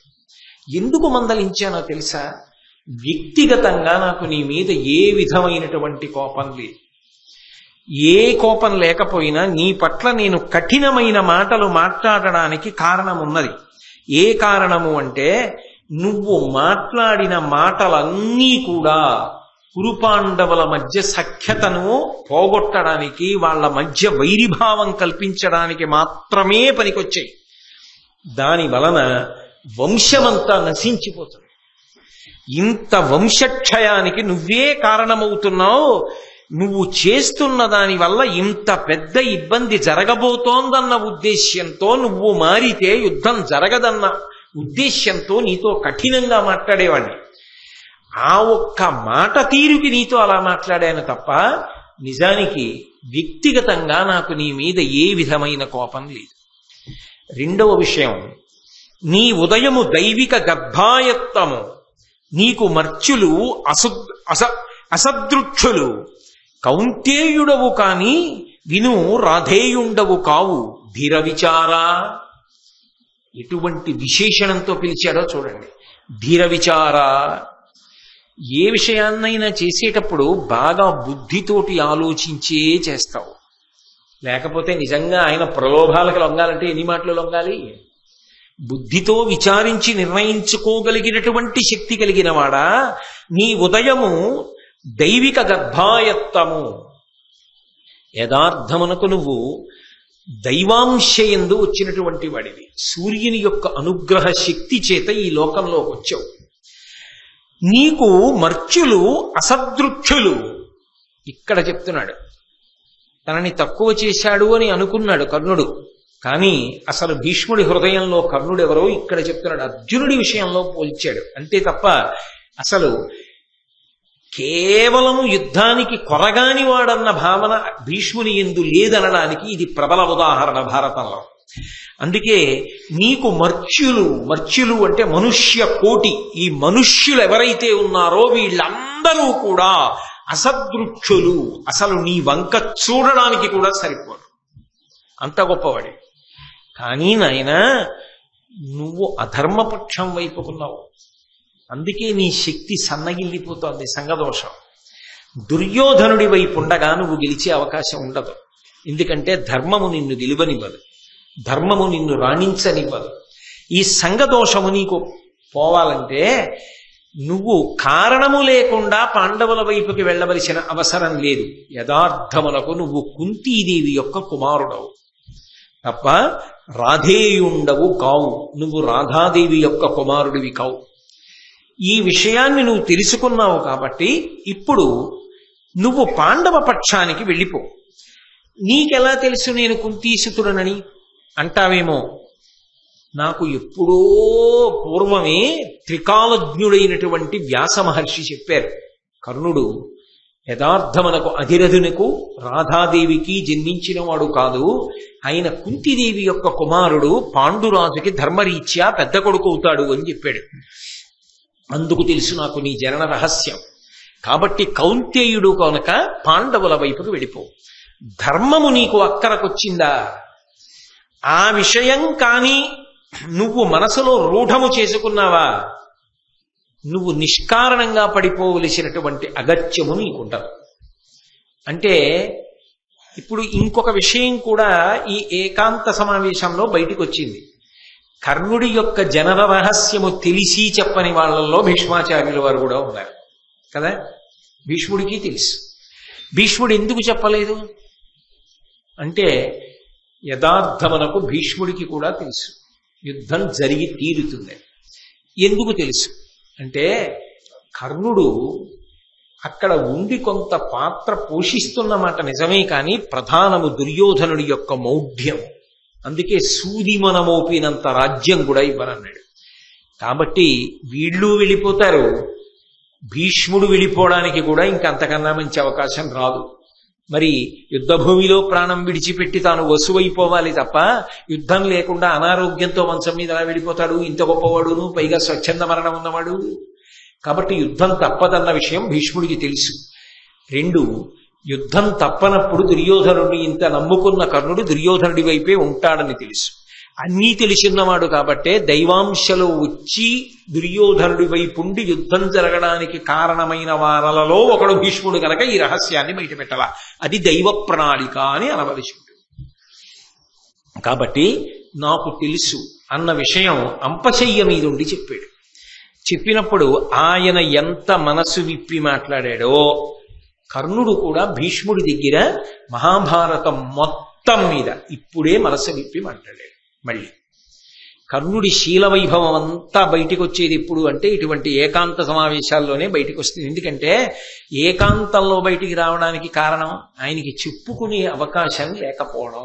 నేను మీతో మనవి చేసి పూర్వం దాన్ని బాగా విశ్లేషణ చేసి ఉన్నాను.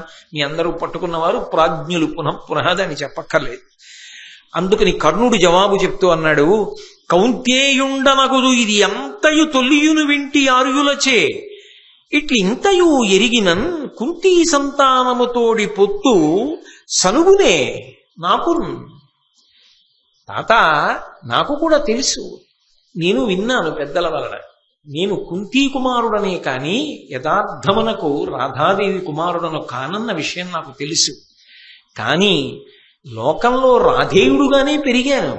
ఆ పేరే నాకు శాశ్వతమైన కీర్తినిచ్చింది.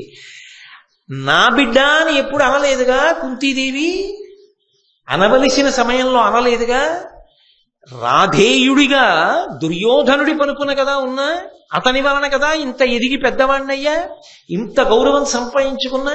ఇప్పుడు దేనికి నేను వెళ్ళాలి అవతల వైపుకి? ఏ ప్రయోజనానికి వెళ్ళాలి? నువ్వు 10 రోజులు యుద్ధం చేసావా, ఇప్పుడు నేను అటు వెళ్ళనా? ఎందుకు ఇంకా? అప్పుడు అసలు యుద్ధం చేయడానికి నాకేముంది అవకాశం? అపకీర్తి తప్ప ఉపయోగం ఏముంది? వారు మహాబలుల్ హరియువారికి ప్రాపుకలండు వారలంబోర జయింపెరామియును బుద్ధి నిరింగుదు అయినా కౌరవక్ష్మారమణుండు సేయుతగు మన్ననలెల్ల తలంచి చూచినన్ భురి వివేక ఏ విడిచిపోవుట ధర్మమే వీరకర్మమే. ఇక్కడ స్పష్టంగా మళ్ళీ ఇంకోసారి బయటపడిపోయాడు. ఓ తాత, నాకు బాగా తెలుసు వారు మహాబలుల్, పాండవులు మహాబలవంతులన్న విషయం నాకు స్పష్టంగా తెలుసు. హరియువారికి ప్రాపుకలండు, సాక్షాత్ శ్రీమన్నారాయణుడే వారి పక్కన ఉన్నాడన్నది కూడా నాకు తెలుసు. ధర్మమటుందని కూడా నాకు తెలుసు.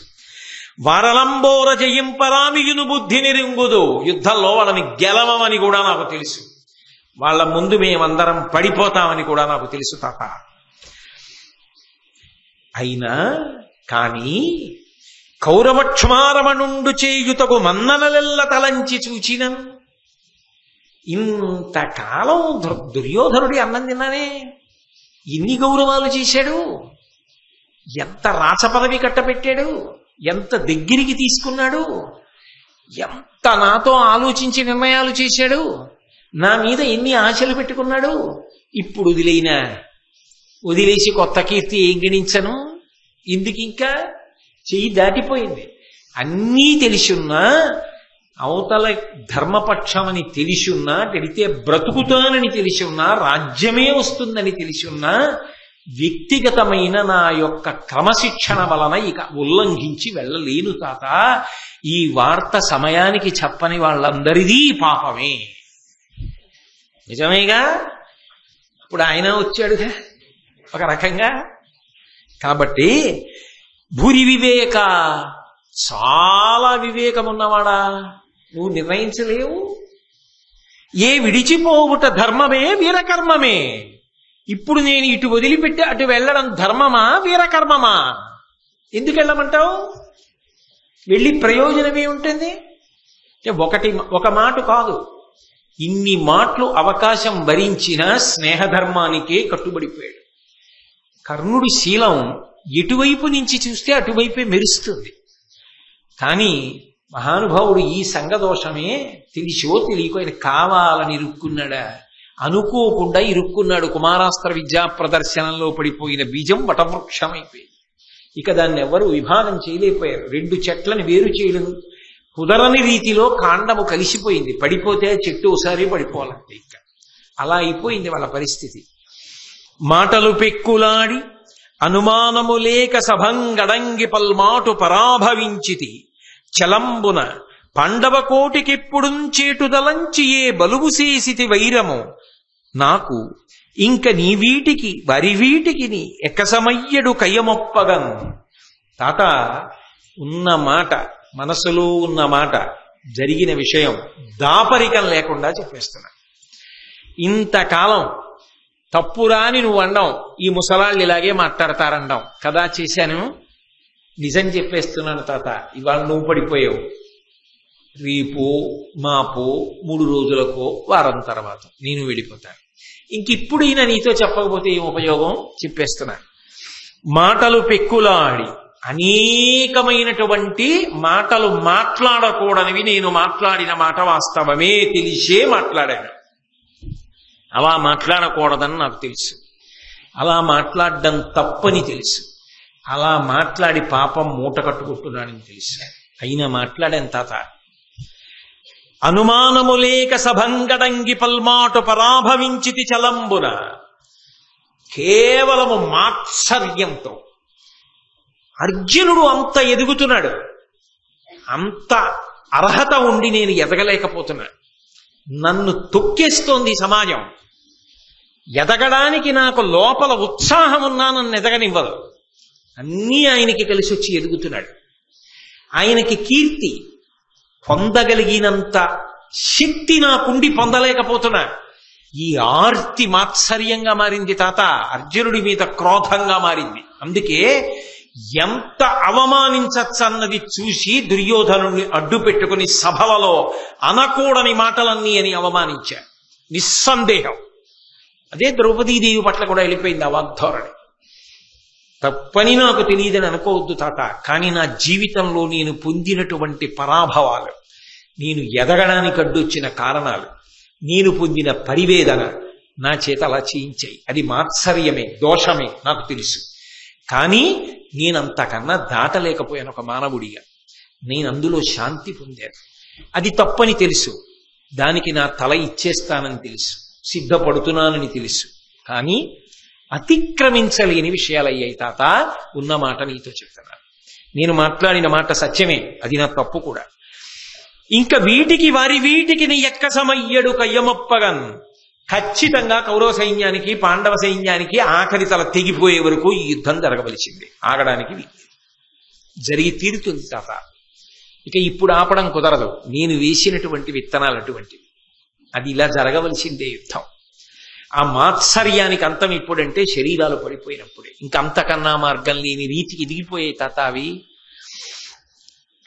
దైవాధీనము సర్వమున్ మనమతిం తప్పింపగా వచ్చునే నీవింకన్నను నొండువల్కక పరానీకంబుపై పంపు మత్సేవాధర్మము నిర్వహించదా బలోచ్ఛేకంబు లోకంబు సంభావింపన్ విహరించదన్ మురరిపున్ పార్థుం తలంకించదన్. తాత, దైవాధీనము సర్వమున్, అంతా దైవాధీనం. నాకు అర్థమైపోయింది. ఎక్కడో పుట్టినవాణ్ణి, మొత్తం సామ్రాజ్యం పాలింపవలసిన వాణ్ణి. తెలిసున్న తల్లి చెప్పలా, తెలిసున్న తండ్రి చెప్పలా, తెలిసున్న నువ్వు చెప్పలా, సర్వజ్ఞుడు కృష్ణుడు చెప్పలా, ఎవ్వరూ చెప్పవలసిన సమయానికి చెప్పలా. మా బంధం దృఢతరమైపోయి యుద్ధం ఆపడానికి వీలు లేని స్థితి వచ్చిన తర్వాత అందరూ నన్ను అటెళ్ళమని చెప్పారు. వెళ్ళలేని స్థితి అని నేను తలపట్టుకు చెప్తున్నాను. కాబట్టి యుద్ధమే జరుగుతుంది, అందరూ చచ్చిపోతారు. ఇది దైవ నిర్ణయం తాత. భీష్ముడికి అదే తెలుసు. ధర్మ సంస్థాపన కొరకు పడిపోవలసిందే. కర్ణుడే చెప్పాడుగా, ఇది అధర్మ పక్షం నిలబడదు. ధర్మం కళ్ళ ముందు కృష్ణుడు అటున్నాడు, అదే సత్యం. కాబట్టి ఇటు పడిపోతారు తాత, దీన్ని ఆపడం కుదరదు. అది దైవ నిర్ణయం తాత. అందులో పెద్ద పావు నేనవడం నా కర్మంతి. కాబట్టి పరానీకంబుపై పంపు, ఇటు పక్షం వదిలిపెట్టటెళ్ళని అనకు తాత. నన్ను పరమ ప్రీతితో ఆశీర్వచనం చేసి మన్నుటో మరణించుటో అటే పో యుద్ధానికి అని ఆశీర్వచనం చేసే తాత. బలోచ్ఛేకంబు లోకంబు సంభావింపన్ విహరించదన్, నా బలం ఏమిటో లోకం చూసేటట్టుగా నా సాధ్యమైనంత యుద్ధం చేసేస్తా. కృష్ణార్జునులు కూడా నా యుద్ధాన్ని చూసి అబ్బా కర్ణుడు సామాన్యుడు కాడు సుమా అని కనీసం అనేలా యుద్ధం చేసి వెళ్ళిపోతాను. అదొక్కటే ఇక నాకు దక్కేది. నాకు తెలుసు తాత, నేను బ్రతకను, ఎవరూ బ్రతకరు, ఇది దైవ నిర్ణయం అలా అనిపించుకు వెళ్ళిపోతా. అసలు లోపల కోరికది. అంటే ఆయన లోపల నిర్ణయానికి వచ్చేసాడు, నేను గెలవను, పడిపోతానని తెలుసు. కర్ణుడికి తెలియంది ఏం లేదు. కానీ నేను మొదటి నుంచి మీకు మనవి చేస్తున్నాను, ఆయనని అని ప్రయోజనం లేదు. దైవ వ్యూహంలో ఆయన ఒక బలమైన పావు అంతే. అలాగే అన్ని వైపుల నుంచి నలిగిపోయాడు ఆ కర్ణుడు. అనవిని భీష్ముడిట్టులను అంతకుజాలుటెరుంగని సుయోధనునకు ఎప్పుడు నీదు భుజదర్పము కాదే సహాయము.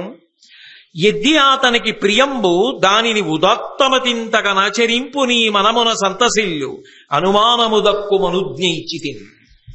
కర్ణ, ఈ సందర్భం వచ్చింది కాబట్టి నేను కూడా చెప్తున్నా, నీ భుజబలం మీద నాకు ఎప్పుడూ అనుమానం లేదు. నువ్వు అంతటి శౌర్యం ఉన్నవాడివి, అంతటి పరాక్రమం ఉన్నవాడివి. నీ కంఠం తెగి నువ్వు పడిపోయిన యుద్ధభూమిలో కృష్ణార్జునులంటారు, అబ్బా ఏమి కర్ణుడు, ఏమి కర్ణుడి యుద్ధం అంటారు. నీ తల తెగిపోయిన రోజున భారత యుద్ధంలో పాల్గొన్న వీరులందరూ బతికిన వారంటారు, కర్ణుడు కర్ణుడే అంటారు. నీ కోరిక నెరవేరుతుంది. నాకు తెలుసు, అంతకు జాలుటెరుంగనే నీ శక్తి ఏమిటో నాకు తెలియదా కర్ణ, అంత శక్తివంతుడవి. కానీ అర్జునుడి ముందు నిలబడవు నాకు తెలుసు, అందుకే చెప్పా. ఇప్పుడు చెప్తున్నా, నిజమేలే, ఇంతకన్నా నీకు కూడా మార్గం లేదు. మనస్ఫూర్తిగా ఆశీర్వచనం చేస్తున్నాను కర్ణ. నీకు దుర్యోధనుడి మీద ఉన్నటువంటి మిత్రధర్మం అటువంటిది, దుర్యోధనుడు నీ మీద ఉరిగిన విధానం అటువంటిది. ఇప్పుడు ఇక నువ్వు తప్పుకోలేవు. ఇక నువ్వు యుద్ధం చేసి పడిపోకుండా ఉండడం నీకు సాధ్యం కాదు. కాబట్టి బతికినా చచ్చినా యుద్ధభూమి ఉంది. కాబట్టి దానిని ఉదాత్తమతిందగనాచరింపు నీ మనమున సంతశీల్యు. నీవు ఎలా చెయ్యాలనుకుంటున్నావో అలాగే చెయ్యి, సంతోషంగా చెయ్యి. తాత మాట కాదని వెళ్ళానని అనుకోక్కర్లా, నేనే చెప్తున్నా, వెళ్ళు, చెయ్యి. చేసి నువ్వు చెయ్యగలిగినంత యుద్ధం చేసేస్తాడు గాని గెలిపించేస్తాడు దుర్యోధనుడు. దాన్ని భీష్ముడు అండవు, కర్ణుడు అండవు. అది చిత్రం. తెలిసి తమ కర్తవ్యములు తాము చేశాడు. కర్ణుడు ఎందుకు తక్కువవాడయ్యాడు? ఆయన తక్కువవాడనడానికి అవకాశం ఏం లేదు. కాబట్టి అనుమానము దక్కుమనుజ్ఞమిచ్చితిన్. ఇక మనసులో ఏ విధమైన శంక పెట్టుకోకు. ఆశీర్వచనం చేశాను, అనుమతి ఇచ్చాను, పో వెళ్ళు. బయలుదేరాడు కర్ణుడు. తాత ఆశీర్వదించావు, బయలుదేరుతున్నాను. ఇప్పుడు తనకి మనసు నిండా ఒక సంతోషం. తనకి తెలుసు భీష్ముడు తనకేమవుతాడో, భీష్ముడికి తెలుసని తనకి తెలియదు. కానీ అంతటి మహాయోధుడికి తెలిసింది, తనకి అనుబంధం ఉన్నది, అందరూ మన వల్ల తాను మనవడేనని. ఇవాళ మనస్ఫూర్తిగా తాత అని పిలిచాడు. అందరినీ పంపించేసి కౌగిట చేర్చుకున్నాడు భీష్ముడి నాళ్ళకి. చందన శీతలంగా మాట్లాడు తాత ఇవాళ అని అడిగాడు కదూ, అంత ప్రేమగా మాట్లాడాడు. నీ జన్మరహస్యం తెలిసి అన్నాడు.